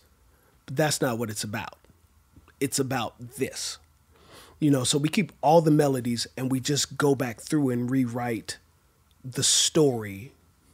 In its entirety. Yes. Yeah. Because I like, over my tenure of working, the one thing that I've realized is there's a lot of shit that I don't know and a lot of shit that I don't understand, but I understand feeling. I understand when some shit makes me feel a certain way. And whenever that shit comes up, I get a very specific reaction every time. That is something that I'm working on. The hair on the back of my neck stands up. I get goosebumps.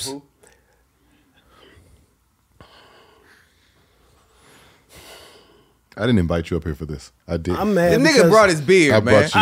No, the nigga brought a full beard. I invited you don't for want to cake. hear about no hair on the You back of his can't neck get- that he don't got. I wanted to give you No, cake. You fuck all can't that. get mad at me because I am follicularly challenged. Or because you are follicularly challenged. I am blessed. I was given the beard of Zeus. This is his beard. So when the You give hair, me one other black dude so that listen, can do this. When the hair stood up on your face, like the let's shit, not get off of. Okay, yeah, the whatever. shit stands up on the back of my neck. I get goosebumps and my eyes water. Okay, The same thing happens every time. And when that shit happens, I'm like, okay, this is that's it. That's it. That's it, We yeah. got to chase this one down. So, I fought for it, and I'm glad that they didn't fight Shit, back too hard. The rest is history. I got Yeah. an all-time record. Smash. That record comes on and niggas know love that exactly record. what it is. They start trying to do the little dance. I do try to dance. You see when I say they? It's me. It's me. It's all right. Take I it. remember, bro. You gotta understand. When I met Tank, I was so mad. Oh, nigga, I hated you. Why? I hated you, nigga. So we're in Atlanta at noontime. Mm-hmm. Donnie Scantz Of course. Yeah. tells me, yo, got this artist coming up here, a new artist named Tank. Nigga's so dope, bro. You gotta get in here and get ready to figure this out. I got this track going. You know, if you can write to it, then, you know, we can get him to sing it or y'all can write it together or whatever. Yeah. And I'm like, hell yeah. Because at the time, you're like, I'm at noontime all the time and I've had records come out before, but this is before anything's really happened. So I'm still, noontime was a cold place. Yeah. Like, it's not Super. like now, like they had an amazing group of producers and then they would pick like the best 10 tracks, burn them hoes to a CD, and then give that CD to all the writers. All the writers. And whoever wrote the best song, nigga, at that time, it was Jonte Austin, the Jagged Twins. Yep. Bro, none of my songs were ever getting heard. Nigga, Jonte and the Twins are giants. They were giants then. Yeah. So I'm saying, oh, nigga, this is my opportunity. So I sit there on God for maybe 2 hours working on melodies. This nigga Tank comes in with that same fucking smile and some bags. He came straight from the airport. Donnie played the track and was like, yo, this is what I got. Boom. Tank was like, oh, yeah, load it up. And I was like, load it up? Nigga went in there, loaded up, and Donnie was like, he just need to get something out of his head. I was like, cool. That nigga got in the booth and started singing words. I was like, what? Like, nigga, what's happening? Immediately start hating, because you know Donnie. So Donnie turned around. Looking at me, and I'm like, he was like, I don't know if you gonna make this with JQ. I was like, nigga, this nigga wrote this shit before he got here, bro. It just fit over the beat. It just fit over the beat, It's not a freestyle. bro. When I tell you that nigga, I was so angry, and then next day they loaded another one up. Nigga did it again, and then he did it again, and then I just realized, nigga, I suck. Like, this nigga is just way better than me. He just didn't need no help. This nigga was way better than me. I was so angry. I told Chuck and Paul about it, and then Chuck and Paul ended up coming up to the studio. I was like, man, this nigga right here. I told Big Jasper. I told everybody about it. I was like, yo, bro, this nigga Tank is different. It was like, how's it gonna go? Oh, I don't know. And I'm very confused because when I was like, so if I write something, what is it? And they was like, he's like an R&B DMX. That's exactly what they said. And I was like, what does that mean? Like, what does that mean? But then I saw your first video. I was like, okay, I get it. That's R&B DMX. This is not gonna work. This is not gonna, that first video was you my nigga, so terrible.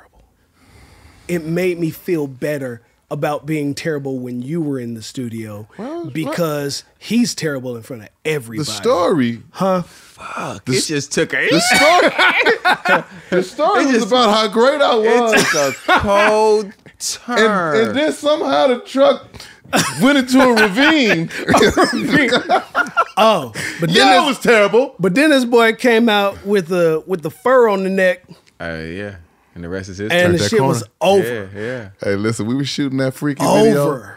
and you couldn't tell me I wasn't getting ready to take over the world. Bruh. We had dance rehearsals and explosions, pyrotechnics, and cars racing. And he still want all of that shit. Freak. Hey, you hear me? And I was like, he still wants all of that shit. I'm about to kill it. This is my argument all the time. We're gonna act like he's not here. yeah. We're gonna act like he's not. We're gonna box him out. Box him out. you know Listen, this is the argument. He wants pyrotechnics. Bruh. He wants dancers. And you know what the people want? Him. Here's a wild thing. I don't know. Oh yeah, we boxing you out. I don't know if you remember this. But you're talking to him. Then I'm gonna box you out. But I need to make sure you remember. I don't know if you remember this conversation. Nkwanga, third floor. I think you were working on Sex, Love, and Pain. And he played me these records. And we sat down. You asked me what I thought. And we sat down and I talked and I was like, hey, bro. It's like, yeah. You gotta stop making music for niggas. I was like, because women are in love with you in spite of that. I was like, if you just lean into your God-given gift, nigga, you will take over. I think I may have said, nigga, you like, and looking back, this might have been the wrong words. I was like, nigga, you could be like the ghetto Brian McKnight. Not bad I don't words. think that, I don't Not know if bad that words. helped, but I was like, Because the only reason I say it's not bad words Yeah. is because I was called that. okay. Because at the time, They was like, he the street Brian McKnight. That's what I Bruh. was called when I got signed. street First Brian got McKnight? signed to R&B. because I RCA. was confused. I remember you did Naked. Yeah. And I was like, nigga, this should be your record. And you was like, no, I got this one. Check it out. I don't know why I always fall in love in the strip club. I was like, nigga, what? Nigga, I felt like I was taking crazy pills. I was like, bro, I was like, this nigga's too talented for his own good. Bro, you were so far ahead and beyond. You are so far ahead and beyond with like what you do. And I love the fact that now, from the outside looking in, nigga, you lean completely into those gifts. Oh, we land on it. Pause.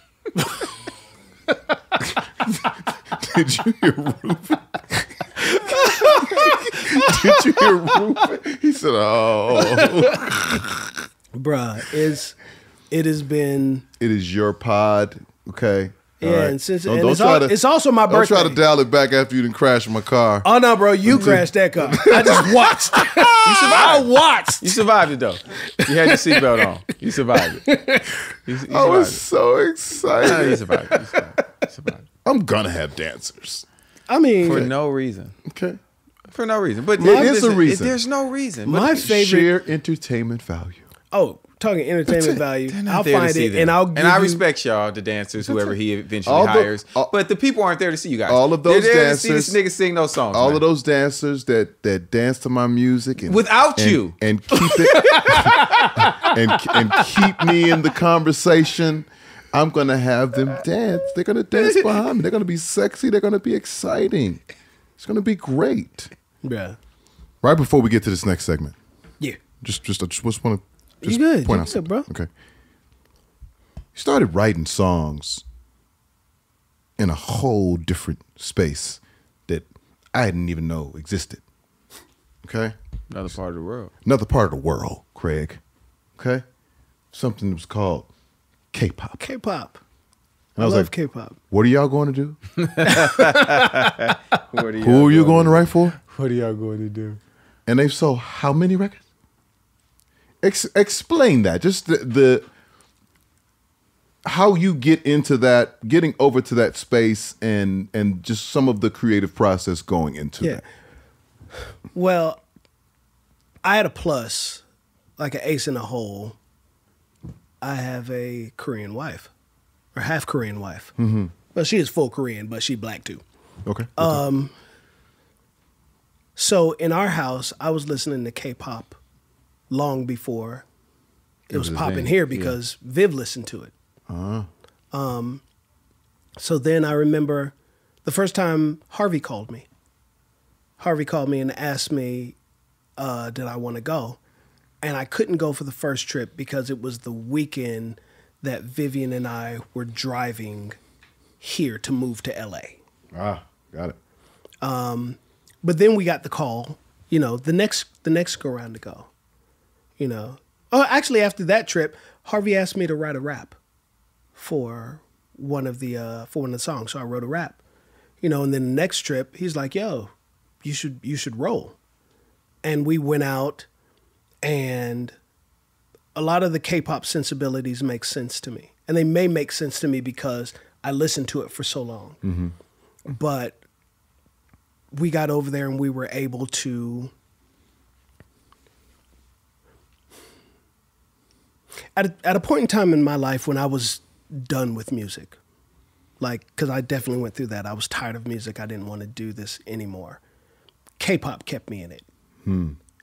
Because when we went over there, the rules were so different. Like, all they really wanted, they had little specific things, but all they really wanted was for it to be interesting. So then they're like, yo, we need a change. And the motherfucker would play a little different, and they'd be like, yeah, that's not a change. Nigga, they would, pivot. They do nearly a 180. Like, it just turned into a whole nother song in the middle of the song. Wow. And that shit was exciting as shit to me. And then to hear them start delivering it was amazing to me as well, because we had niggas like Dwayne Whitmore Jr., D-Dub, singing it, and they are clearly not matching his tone, but they are matching these licks and the ad-libs note for note. Yeah. And I'm sitting here like, yo, this is fucking nuts. And then to be able to be over there, specifically over there writing and seeing different things. You already know when you mess around and put yourself in a different environment, you think differently. Yeah. At least I do. So what you create is different. And working over there was amazing because Kenny would tell me all the time, sometimes you have to just leave because when you try to create at home, life gets in the way. So every now and then we would just go to Tahoe and we'd work where there were no diapers to change. There was no going to the grocery store. There was no you were there and you eat, sleep, breathe, live that. And in doing that, we messed around and we started catching some real, W's. We started putting numbers up, and then, we started getting calls. They called us about this new group they were putting together called NCT and asked us, would we write? And we ended up writing what I think was the very first single. And that relationship has been amazing for us because now when they put an album out, now they're going to sell 3 million copies. Easy. And trying to explain that for the longest time to my friends here was very difficult. For me, it wasn't a stretch the same way because, like I said, I'm an Army brat. I lived, I grew up in Germany. I lived in Germany for 5 years. Right. So everything has always been global to me. My first placement that my name was on was in Japan. And then I went to Japan for a while and worked. So to go over there, it was wild and it was amazing. And trying to explain to people here, don't get so caught up, in this because this is all you see. Yen spins just like the dollar. Oh, yeah. Won spins just like the dollar, bro. The euro, bro, get out of here. Go see more. Figure it out. But because, now, with BTS and, Blackpink and New Jeans and all these groups and artists popping off, NCT, everybody wants to get involved. Mm-hmm. You know what I mean? And it's been amazing. Specifically, that was amazing because not only did we create music that I really enjoyed, hanging out with HM, with Dwayne, with temperamental ass Andrew, with Britt, with everybody, like that shit breathed life back into me. Like I was done with music actually until quarantine. Like I was taking meetings to take an executive position, just like I don't want to be in the studio in the same way that I am. Quarantine was amazing because when we got out, I had spent a solid year doing nothing but loving on Viv and watching my kids get bigger. So when we got out, I actually had something to say again.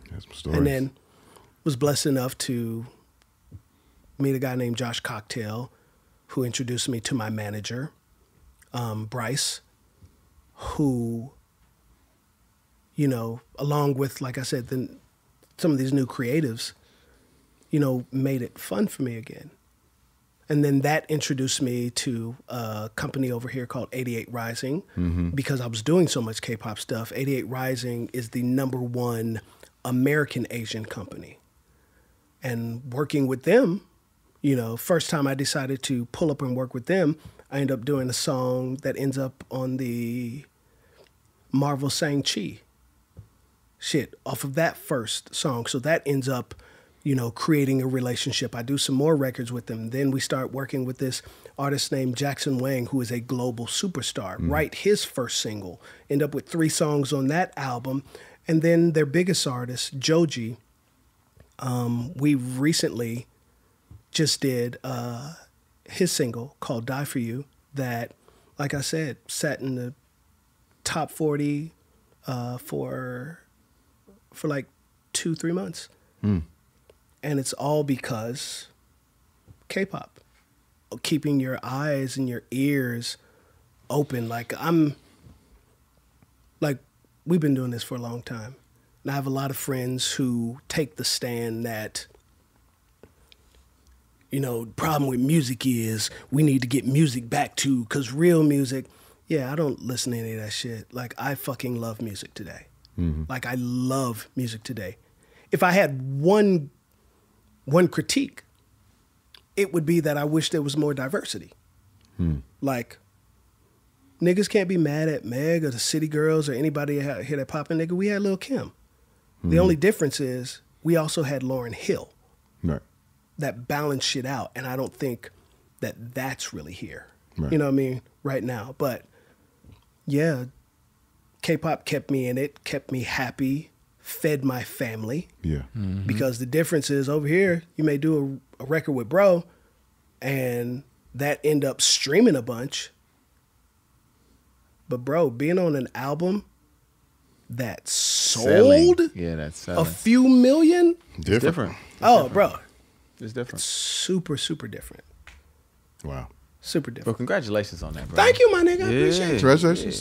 Just I told you earlier, I'm waiting on my K-pop phone call. Bro, when I tell you, When you take that please trip? don't think that I'm not working on that. I'll say, Coach. You know what? I'm gonna upgrade my ticket. But Bro, the first time I went to upgrade my ticket, because the first time we went, I flew coach. woo, I was like, they was like, yeah, you go ahead. And I was like, so I don't even know what that number is. Could I upgrade this ticket? They were like, well, I was like, just the business class. And everybody's like, oh, upgrading your ticket. I was like, yeah, nigga, shut up. Yeah, I want to upgrade. He was like, that is 20. I said, $20? No, $2,100. $2,000?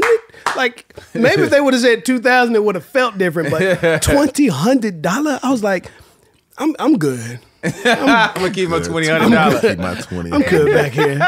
I'm good in the back. All my friends back there anyway. I don't want to leave them. We're gonna talk a lot. You know what I'm saying? We got shit to do. That's hilarious. Well, my brother.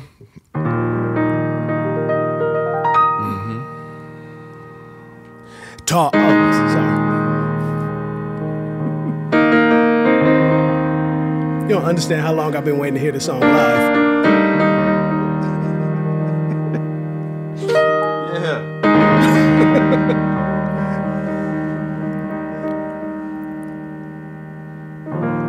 Top 5. What is it? JQ's top 5. Top 5. But it's not K-pop. Your top 5. That's your K-pop top. R&B singers. R&B songs. Yo, top. Your top. Pause your top. Your top. 5. Yeah. Ow. Yeah. Ow. JQ's top 5.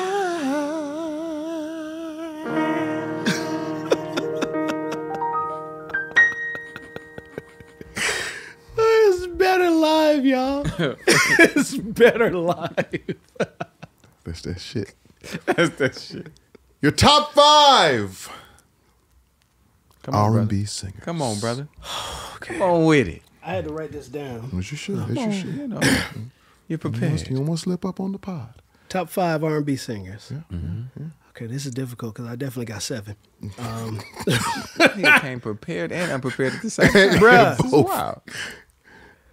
Okay. First and foremost, well, I guess I got way more than 7 if you break it down. Boys to Men. Easy. Yeah. You don't have to explain it. Boys to you don't Men. have to. Just, we'll take all. Usher. Huh? I don't think there's anybody better than Usher.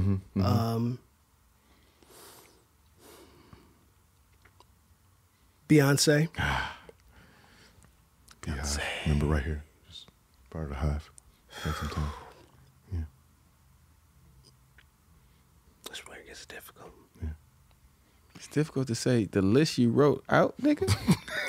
This nigga's acting I'm like just trying to he still do. has pulling two- from I'm somewhere. trying to go But say all 5. 7, He still nigga. has 2 more. Okay, if we doing Say all it 7, Say nigga. yourself. Okay. It's your birthday. All right, it is my birthday. It is your birthday. Okay, Boys to Men, Prince, Ooh, yeah. MJ, but specifically Young MJ, Young MJ. Now, listen, I'm not mad at you. Usher, Beyonce, Jodeci, and Whitney. This I don't- nigga had a gang of, because this nigga said groups. So this is That's just because I don't think top groups. 13. Top 80. I don't think groups get enough Top love. 101. Absolutely. You're right. And as a person, Top- If you gonna say Wanya, you gotta say 1,000. Sean. If you gonna say KC, you gotta Yeah. say JoJo. I love them. I get it. I get love it. them both. I get would, it. as a person, I would say Sean first. I would say Sean, then I would say Wanye. Okay. It's close. Okay. Here we go. Your top R&B songs. Go to the list. Go. I see it. It's heavy. Can You Stand the Rain? Jesus. Nehu. Nehu. Can We Talk? A lot of questions. A lot of questions. A lot of questions. On Bended Knee? Yeah, and begging. Superwoman? Huh. Like Karen White. Karen White? Karen White. Yeah. I knew that where you thing was at is with it. masterfully written. Yeah, Masterfully. Yeah. Shout out It's to funny. the superwomen out there, though. Shout out to them. It's funny when I was going over the list, I was like, bruh, every song for the most part is Kenny and Jamie Lewis. I mean, they are who they are. No Air. They shut up on that. And Viv brought this one up, and I had to go with it just because it's the irony, bruh. Janet, Let's Wait a While. I'd love to know how many babies were made to a song that was saying about not fucking. that was about abstinence. Yeah. It's the sexiest song maybe ever. And I think that's 6 too. I think you breaking I mean, all the you rules told- today. you told me to Whatever, just it's your read my birthday. list. It's your birthday. It's your birthday. I should make a song about abstinence. Man, fuck You outta here with can't. this shit. They're not gonna believe me. They gonna know you don't know what you're talking about. I've waited before. When? He don't know. So with the next segment, we gonna make, Get this segment. we gonna make, Stop trying to wait. we gonna make, You don't fucking wait. we gonna make Here. a Voltron, an R&B Voltron. Your artist, starting with. We want to get the vocal performance style, the styling of the artist, and the passion of the artist. Who are you getting the vocal from to make your R&B artist? Out of your top 13. Usher. He said he was the best. Me, sir, yeah. You better go with him if you're gonna Usher's call him. ability You know what I mean? You said to everything, deliver yeah. tempo and deliver a ballad. One of my favorite vocals ever, recorded vocals ever, might be "Can You Help Me" off the 8701 album. Like, Yeah, no. He's great at both. He, and everybody can't do both. You're absolutely right. Cannot. yeah. Cannot. Performance style. See, this should be getting difficult because I feel like I be having answers, but then when I take the time to look at the artist as a whole, I like, nigga, that's a wild looking artist. I don't understand. On stage, they're the way they perform. Oh yeah, Not no, the I style. understand. Yeah, okay.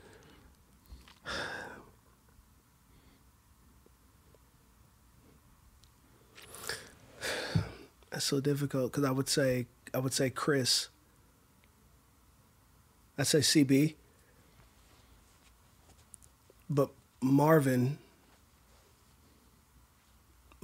ability to make people move was different. I like that.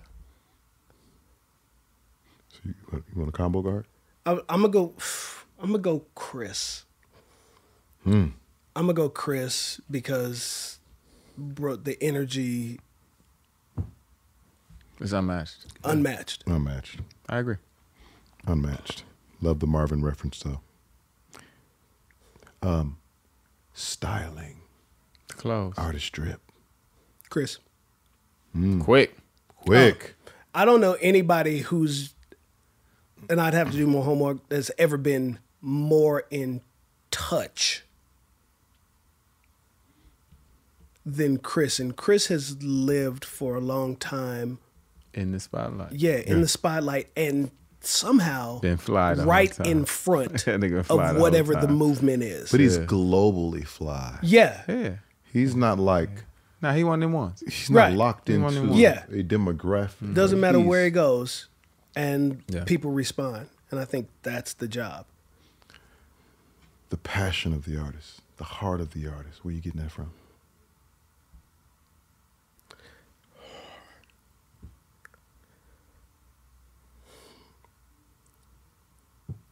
Don't be mad at me, y'all. Yay. Mad you for what? Upset about what? Yay. He be rocking. He mean it. Yay is Listen, I was at Dodger Stadium. How about to say I don't necessarily Oh, not Dodger Stadium. It was Coliseum. Coliseum. Oh, yeah. Coliseum. He mean Coliseum. it. Coliseum. Yeah, it's not Yeah, necessarily, and that's not always about always agreeing with what everybody says, but I respect Man, on some of the stuff Get out that of here that with this nigga political is- shit, man. The nigga like Kanye when he performed. That's shit. it. No, I just mean that nigga. We That don't nigga ready care. Hey, to. listen. Wherever y'all It's your do with y'all birthday. politics, We y'all gonna- do with y'all politics. How do I unplug this nigga J? Yo, man. This Okay. nigga pretty, but Speak he your shit. Nigga pretty, Speak but he your shit, over nigga. talking me. Speak your shit, nigga. Speak your shit. But you said you wasn't coming here to be political, nigga. Oh, I'm not. I'm not. I expected I had some to- crazy questions. Nah, we ain't gonna do that to you. We ain't gonna do that to you. I didn't get none. But we here now, though. I didn't get none of the kick out questions. I didn't get. Well, you like, kicked me out. It's cool. It's fine.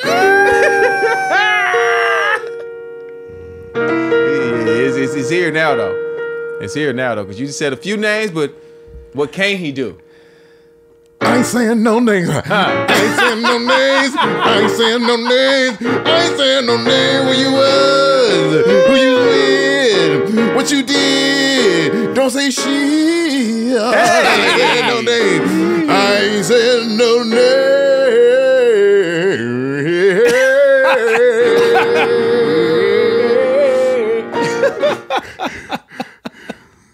Are you ready, JQ? I am ready. We need that story. All right. Funny or fucked up? All right. Funny and fucked up. This story. Hold on, player. I'm ready. I'm holding on. I didn't know what was happening. Hold on, player. We gotta introduce you right, cause you a JQ Smith, man, and you a motherfucking legend. Legend. You're a legend, nigga. Shit. I apologize. And we want to introduce the legend. Talk about and it. what he's done and what he did, and he ain't saying shit. Mm-hmm. This is JQ, Mr. IceBox himself. Yeah. Huh? Where his heart used to be. Where's our history? You know who you are that broke his heart. who he is. He ain't gonna say. He already said your name. But whatever. But on this segment right now, he ain't saying no names. JQ. Okay, this story happens over a few years. Shit. So early in in my journey, I was in a group with my brothers, myself, my big brother Greg, my younger brother Chuck, and my cousin Dre. 3 names already. Do those names count? That's not the fucked up They're shit. not part of it. Okay, yeah. This is That was birthday, a lot bro. of names, though. This is birthday, bro. I And apologize. observe the This is rules and birthday at the same time. This nigga's breaking all the Tough balance. Here we go. Cosign say more names than me. Oh, shit. God damn. Bow. FBI. Informant. But I was in this group, and even back then, like I wanted to be part. I wanted to help. I had ideas. And a lot of people may not know this about me. I never wanted to be a songwriter. Like this was never my dream. But I'm in this group. We're in the studio working with, these producers. Mm-hmm. And we signed to these producers because they've got major backing from a professional athlete. And we're like, yeah, bro, we about to do it. We about to get it. And I remember being in the studio and the producers and songwriter writing. It was a production team. They're writing. And I'd be like, oh, what if you said this? And they just kind of turn around and look at me. They'd be trying to figure it out. Oh, it would be cool if we talked about this. And they look at me again, maybe third or fourth time, and there's a room full of people. So it's not just us. It's us. And then because they're in this huge mansion that the professional athlete has gotten for them, it's just a gang of women, bunch of niggas. And I go, yo, what if we say, and bro turns around, the songwriter, turns around and says, why don't you shut your corny ass up? I'm a songwriter. He's a producer. You the artist. Alabama. And turns back around and the whole room is cracking up. I'm like, okay, cool. Take time. We end up getting out of that situation, fighting, trying to figure out my situation, end up over at noontime. I'm over at noontime, and I've been working and writing there long enough to where now I'm one of the guys that they call. Your go-to. And now they have this artist, and I co-wrote the first single. I wrote the second single, and we're tracking the second single.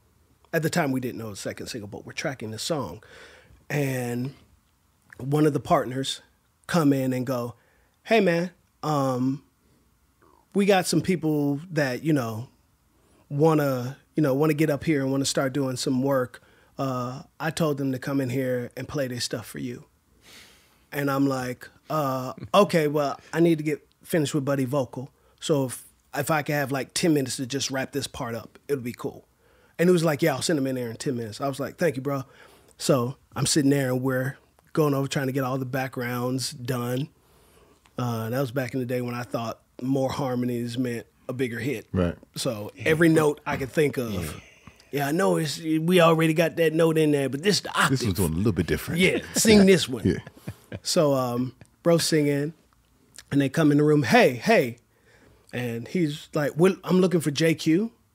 And, I'm JQ now. When I started, I was just Q. So I'm like, yeah, just give me 1 minute. Give me 1 minute. Yeah. All right, perfect, bro. Come on out. We'll get back in maybe like 5 minutes. Yeah. So I spin the chair around. And the nigga that called me corny and told me to shut the fuck up is looking at me. His eyes get big as shit. And I'm like, what up, bro? And he's like, they just wanted me to come in here and play. So you up here? You up here now? I was like, yeah, man, this kind of home now. He's like, all right, yeah, bro. Yeah. So you might know these songs. This nigga plays me my demo. Plays me all the songs that we cut. And I was like, yeah, fam, I appreciate your time. We'll get back to you. Bro left. It was petty, but I never felt so much joy. Ever. Oh, the tables are turned. Bro comes in, the partner comes in the room. He's like, what did you? And I was just like, I don't fuck with him no kind of way. He's untrustworthy. He's this, he's that. This nigga is Bob. I don't fuck with him. And he was like, what did you think about the songs? I said, he played me songs that I demoed 4 years ago. And he was like, that's enough for me. Then I turned back around and finished recording my song. Single. My second single. My. Be nice to people. Be cool. You know what I mean? And not even, you know what?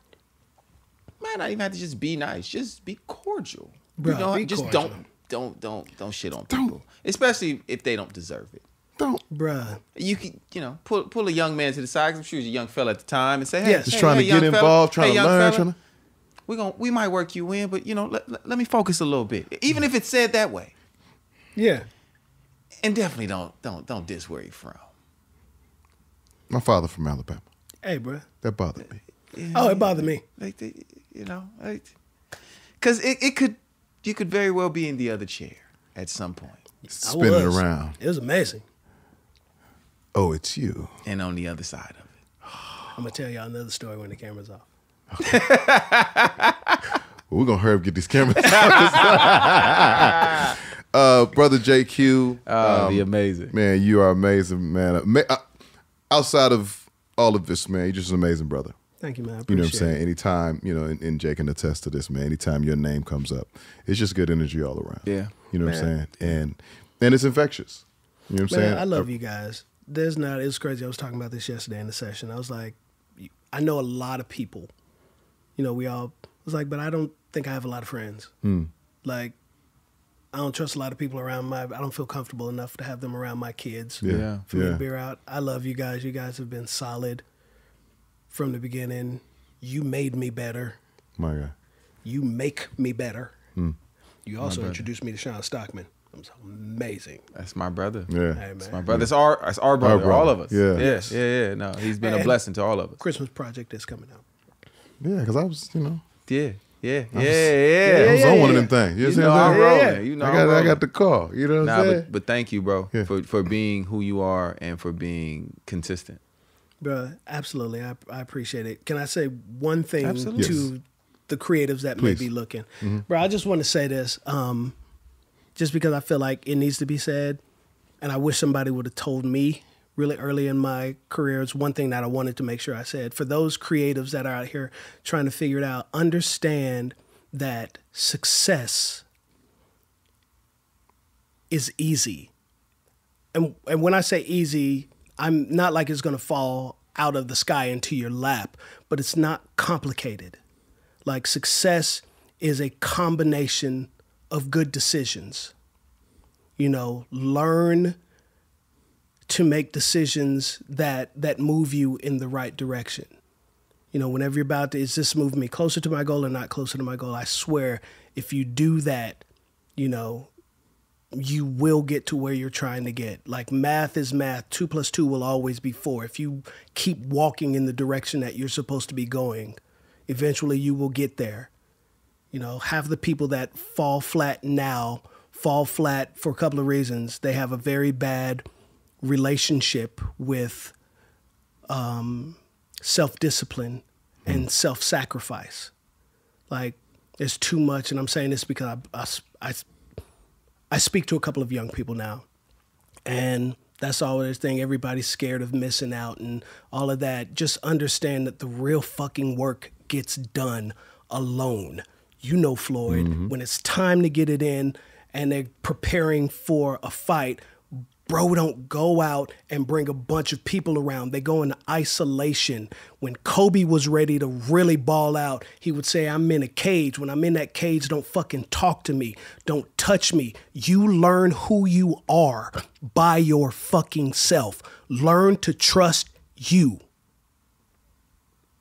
I'm sorry, I got a little amped up, but y'all fall into that.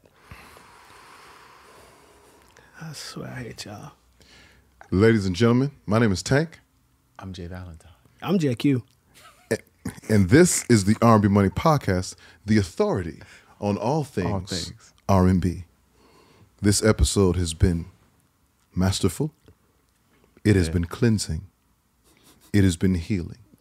And he wore the wrong outfit. By our brother, our Sifu, the monk, JQ Smith. I'm going to give y'all that picture. I'm going to give you that picture to fame. You gotta have a picture. R&B money.